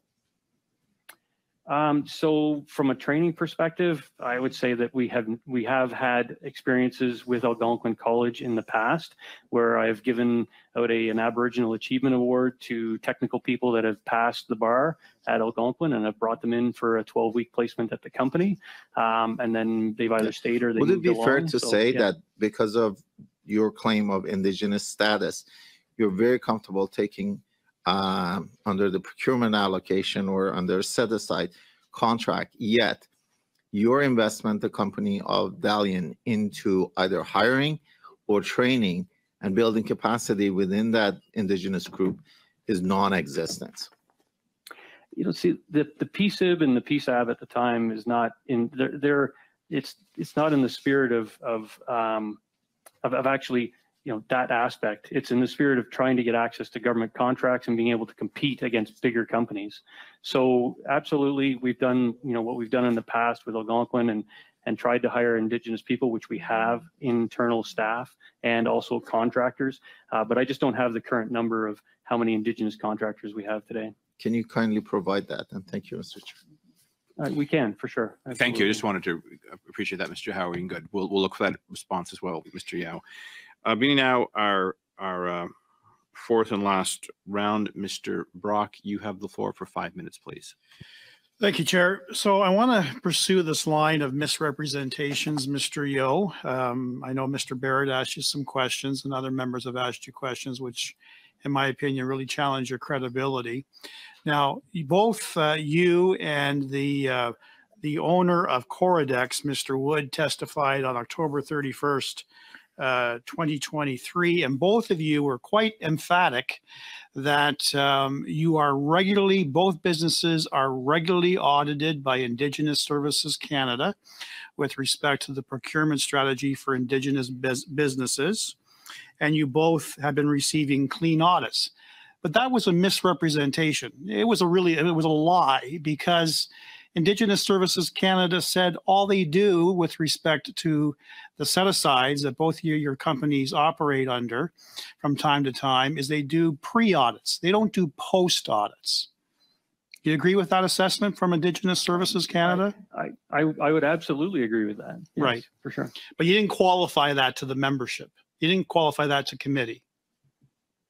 Well, it's your policy.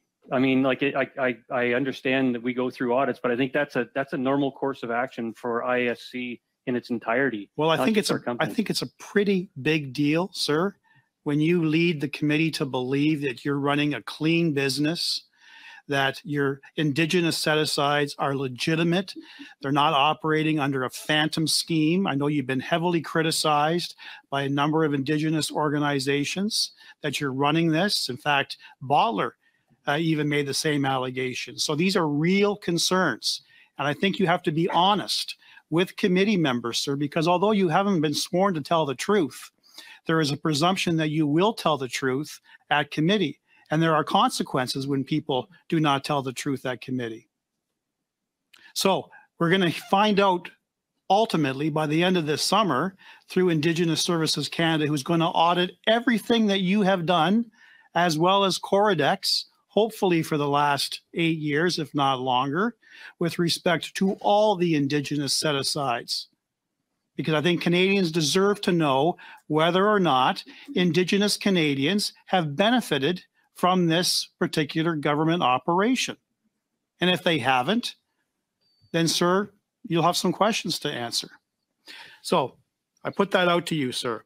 Now, the other aspect that concerns me is your relationship with the GC Strategies. Is it accurate, sir, that the one and only time that you worked with GC Strategies was on the Bottler task authorization?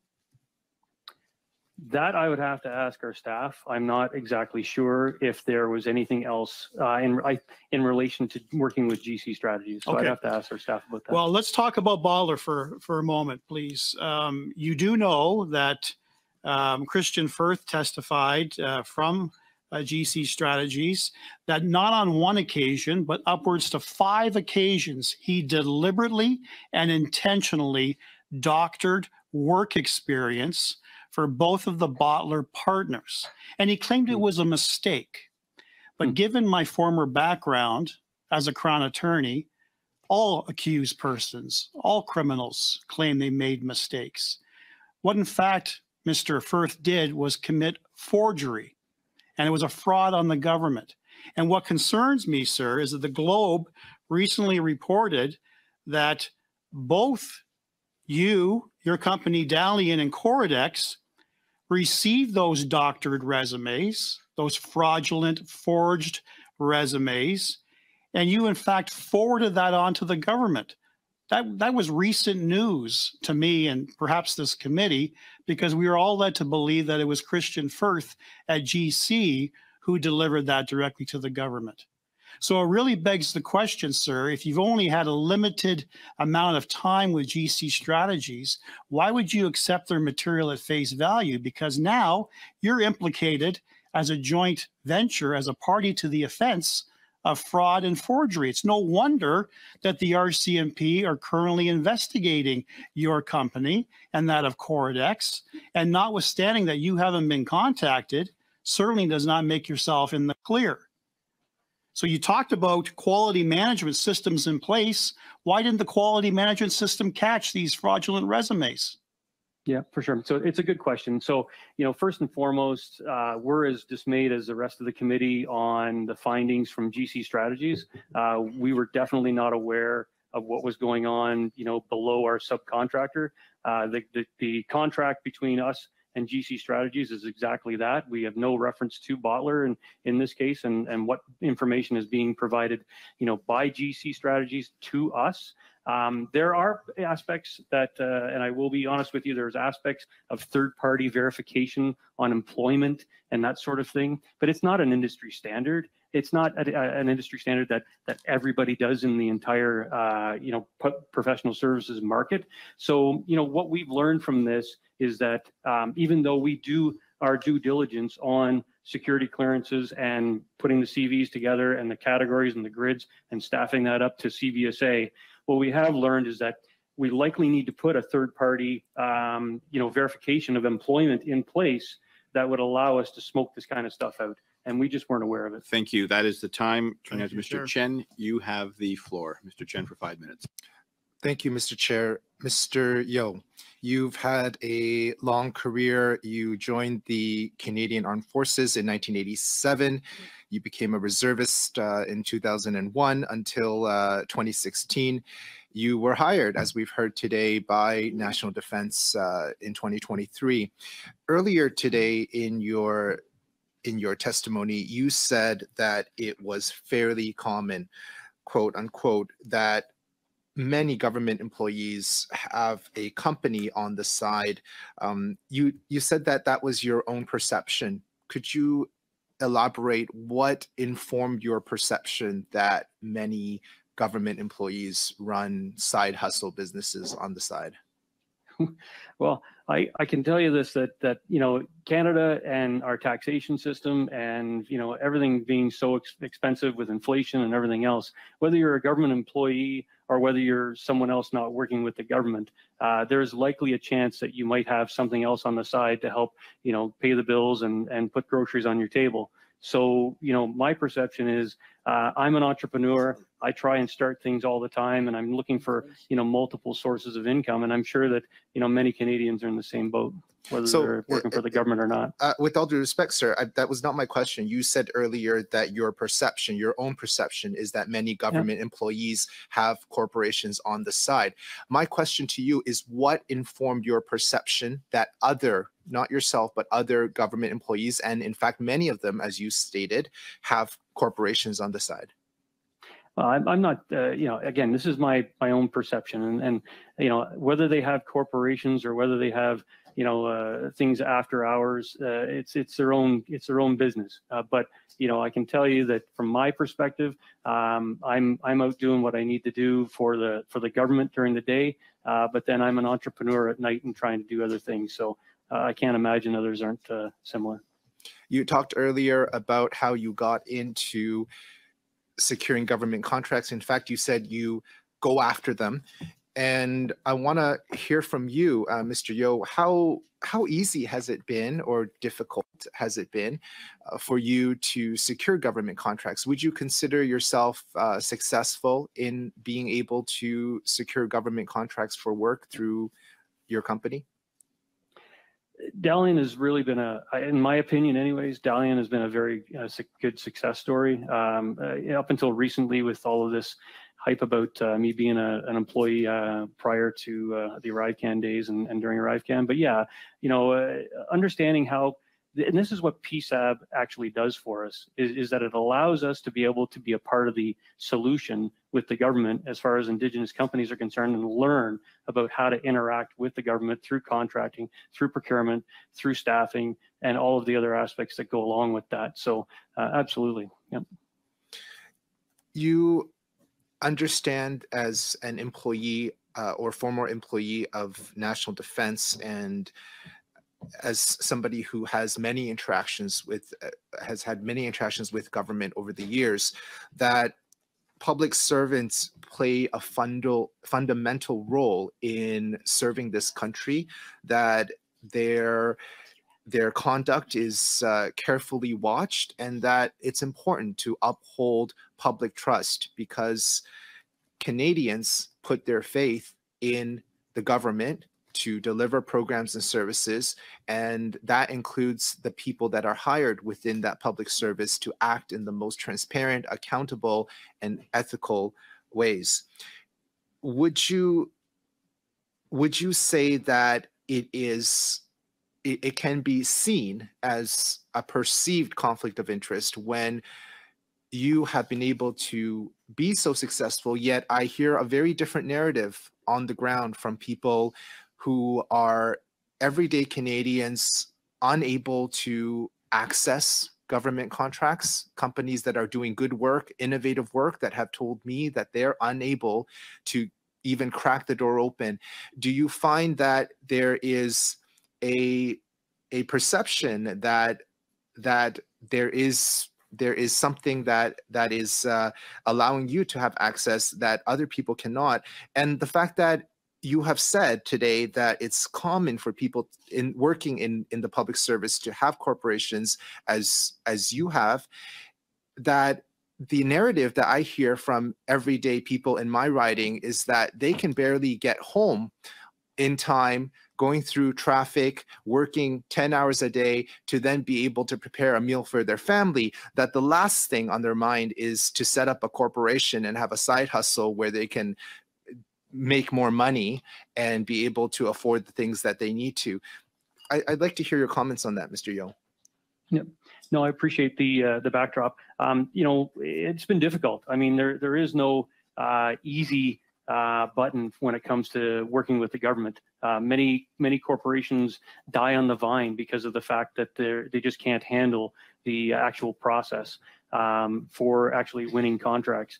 You know, I agree with you on the fact that they, you know, the Canadians are struggling, and some of the people don't understand how to actually process, you know, successful, you know, contracting mechanisms. But in the end, it's very competitive. It's super competitive, and our hardware and software business has shown that in the last 5 or 6 years, where we have put in multiple RFPs and not won them. But certainly, you know, learning the process, whether it's under PSAB or whether it's under a different non-Indigenous side, and how to interact with the government is very long, very arduous, and extremely complicated. Earlier, and you mentioned your billionaire. I'm afraid that's the time, Mr. Chen. We've gone well over. I know your side does have another spot left, and I know you have more questions. So I will move on to Madame Sinclair Desgagnés. Vous avez la parole pour 2 minutes 30 secondes, s'il vous plaît. You have the floor for 2.5 minutes, Ms. Sinclair Desgagnés. Mr. Yeo, how long have you known, or have you been working closely with Mr. Wood from Coredex? Colin was, he came into Coredex a number of years ago, but again, you know, I've been working at D&D 2 Gates Deep for a long time, and have not exactly a lot of interaction. Mais vous avez mentionné tout à l'heure que Coradix. But you mentioned Coredex and Dalian and how they work with shared services and have been doing so for several years. So how long have Dalian and Coredex been working so closely? Oh, since the beginning. Since the beginning. I mean, I came to them in 2002 with my first contract. Vous ne connaissiez pas Monsieur Wood avant? And you didn't know Mr. Wood before he joined Coredex? No, I did not. Savez-vous que?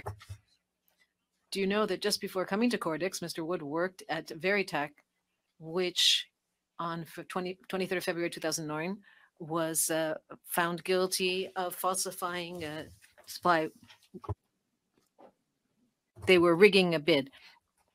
Were you aware of that? So Mr. Wood would have hidden the fact that for his former company that he worked for just before Coredex was doing the same maneuvers that that strangely enough, Dalian and Coredex are being accused of today in terms of rigging, and GC Strategies in terms of rigging bids.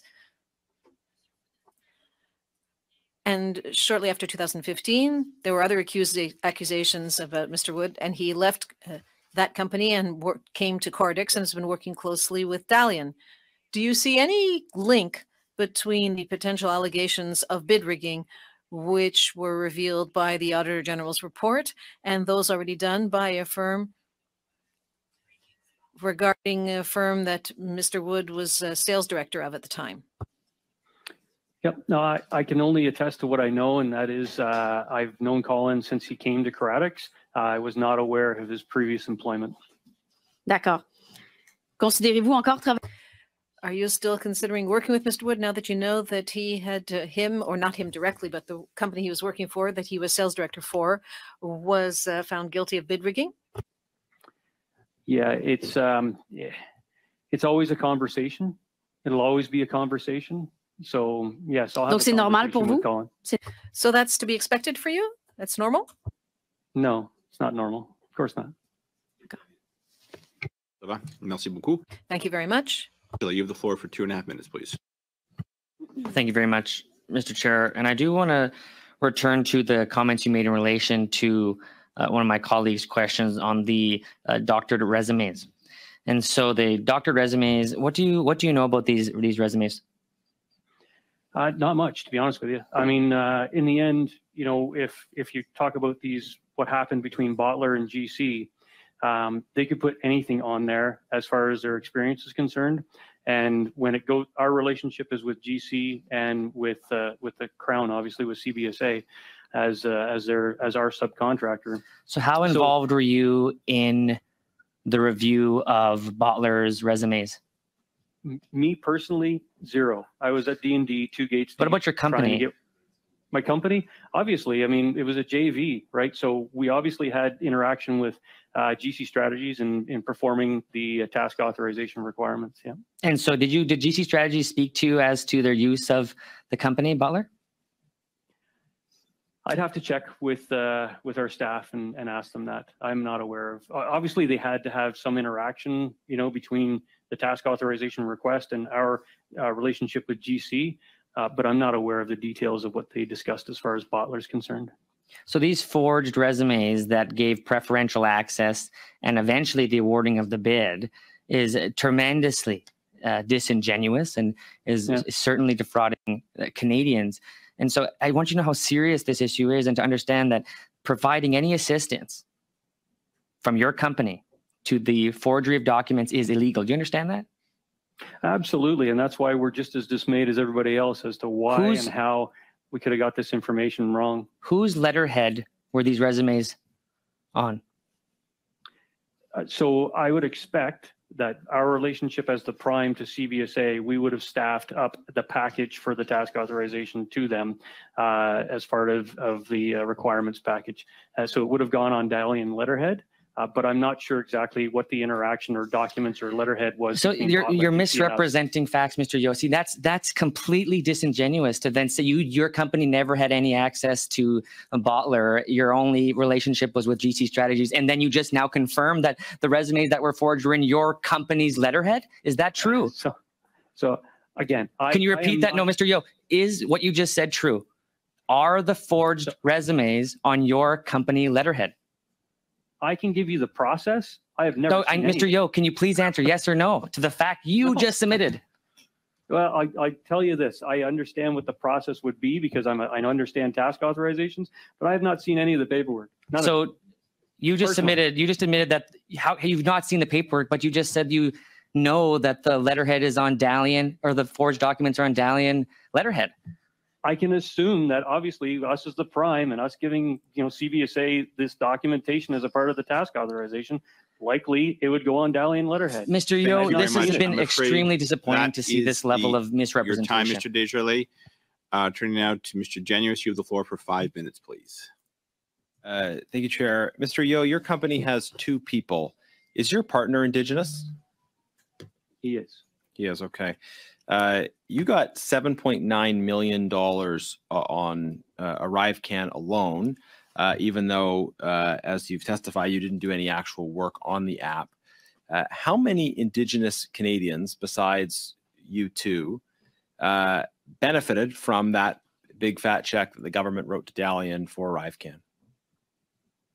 So our interpretation is that it's 4.9 million. But the aspect so your interpretation is that you know better than the Auditor General? I'm just telling you the facts that from our side. And we actually went out to the. I think that's absurd, sir. But I want to actually focus on the Indigenous procurement component of it. Sure. How many Indigenous people besides you and your stop partner? The clock, Mr. Jonathan. I will just remind everyone because this has come up time and time again. The auditor's terms do not allow her to go into companies like the one before us, the Dalian. So that you sent her documents from her perspective could have been irrelevant. You'll all recall that the auditor noted she came up with these numbers based on what the government of Canada provided her. So just that is just a point of clarification for the committee. It doesn't change any of your questions, Janice. I just wanted to kind of put that out there, that this is an ongoing debate about the scope of Arrive Canada. I think it is an important one. So we don't know what the answer is. That's why these committee meetings are happening. Ms. Janice, you have the floor for 4.5 minutes. Mr. Yeo, besides the 2 people at your company, how many Indigenous people benefited from the $7.9 million that the government of Canada gave you for the work you did on ArriveCan? So in reference to the 7.9 million, which is actually 4.9, our actual representation of profit in that helps not only pay our staff, but also helps with our staff augmentation with Curatics as well. How many Indigenous people? So you're not answering my question. You're talking about your staff, but there's 2 of you. So okay, there are 2 Indigenous people who benefited, you and your partner. Yeah. But how many other Indigenous people benefited from this particular outlay from the government of Canada? Well, I mean, we do work with the Algonquin College on staffing bursaries and things like that. I do have outreach back to my own, reserve in Alderville. But as far as, benefiting, what does that even mean, though? Like you have reached back. So when you make a lot of money, I don't know. How do Indigenous Canadians benefit from you getting this deal? Sure. The PSAB process and the PSAB policy, that's a government policy that we favor because it's a great policy. It's not. I'm sure you think it's a great policy. Sorry, it's not made to help Indigenous communities across the country. It's made to help the entrepreneur that's trying to get government contracts to grow his business. So, in that context, it's not made for helping out Indigenous communities across the country. Okay, so you just said that the government's Indigenous procurement policy, in your view, is not made to benefit Indigenous communities across the country. It's made to benefit the particular entrepreneur. It's made to help the entrepreneur get access to government contracting that would allow them to grow the company in whatever fashion they want. So your position is the policy made you money, therefore it's achieving its objective, regardless of the impact on Indigenous communities across the country. So that could be your interpretation, but it's not the reality. The reality is. I'm just repeating what you just said, though. Well, no, you weren't repeating what I just said. But in the context of the PSAB, it's spread out across the entire country, and there's lots of people that are actually working within the framework of that. No, but sir, that actually isn't what you said before. But to broaden this out, so from what I understand, you've gotten your company has received hundreds of millions of dollars in contracts from the Trudeau government since 2015. That is under the framework of a policy that I thought was intended to actually elevate the conditions that Indigenous peoples in this country are living in. And you're saying, well, no, it's good enough that process made me money. That would seem to go against what Canadians would expect of the policy, surely. My understanding of the value that you put out was 91 million. I've got it in front of me from 2015 until now. But at the same time, you can look in the PSAB and the PSIB policy and nowhere will it. Sorry, just because my time's about to run out, Chair, I'd like to move a motion that the committee write to INAN to recommend that they investigate abuses in the Indigenous procurement system. I think the need for this motion is self-evident from the testimony that we've received. Any chance you sent that motion? I did send it in advance. It's that the committee write to INAN to recommend that they investigate abuses in the Indigenous procurement system. Thank you. Very good. Could you distribute that when ready? Done. Perfect. Mr. Desjardins, you have the floor. Thank you very much. Just speaking to the motion, Mr. Chair, and a potential misrepresentation by Mr. Yeo about PSAB contracts. As a matter of fact, 33% of all contracts by PSAB must be completed by Indigenous service providers, including when work is subcontracted. And so, Mr. Yeo, you've spoken a great deal of your experience in working with subcontracting and your expertise of being a contractor of this great magnitude that you can solve all the government's problems with these great general contracting, but you don't actually know the policy. 33%. A point of clarification. So I will vote. We've now moved into debate on the motion. The witness is not to enter debate on this. This is for members to consider the motion. So you can ask rhetorical questions, but the witness will not be engaged in any of this discussion. And I see your hand. Is that a point of order or to speak? I was going to finish that. Sorry. Yeah, that's okay.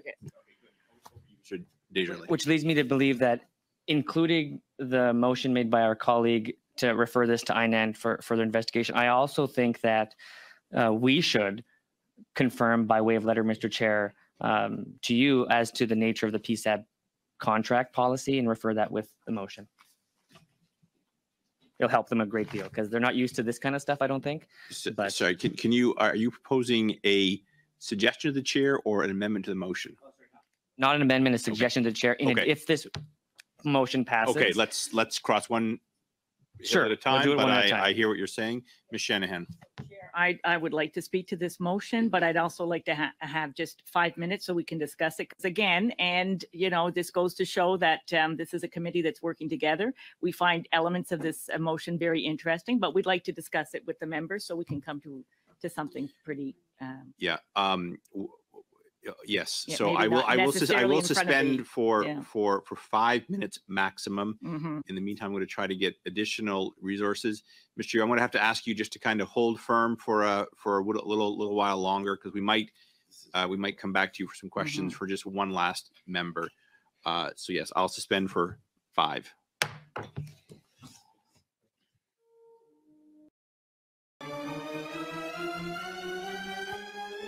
Call our session back into order.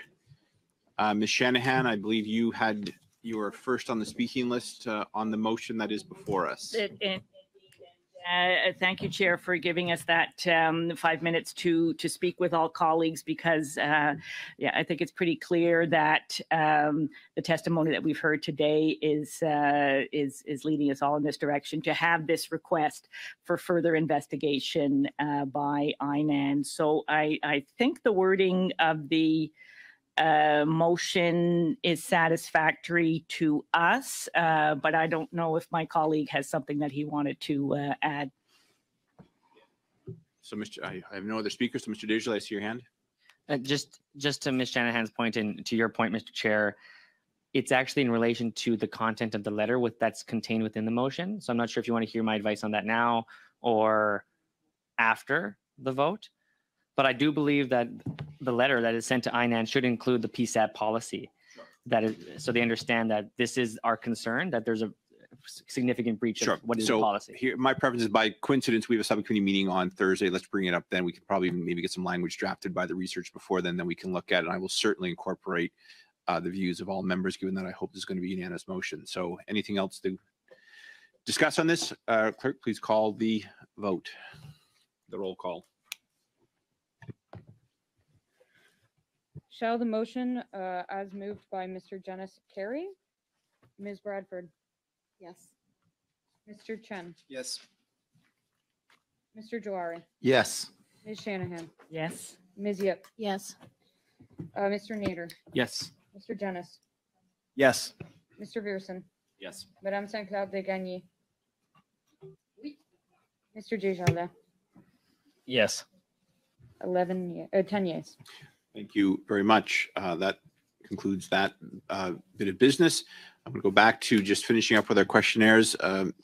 Mr. Yao, I'm going to call you back up for your presence. Ms. Yip, you have the last round of 5 minutes. Over to you, please. Thank you, Chair. And I'll be sharing my time with Ms. Shanahan. Mr. Yeo, you said repeatedly that D&D said there was no conflict. And you keep talking about this document. Can you provide a copy to the committee?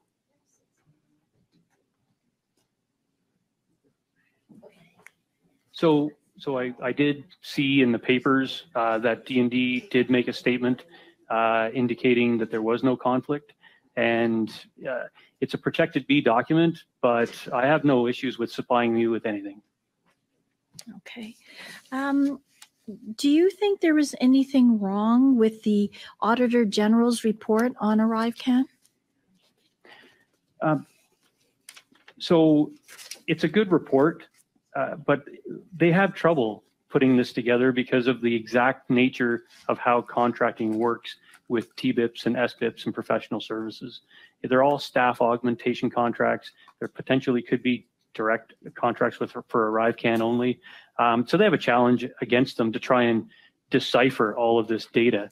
And so, even though we instituted an email back to the Auditor General on the 30th of January, indicating this, 4.9 versus 7.9 that was attributed to ArriveCan, they themselves even have attributed to, on page 5, 1.21, they've indicated that CVSA has expressed concerns that 12.2 million of the 59 million estimate could be unrelated to ArriveCan.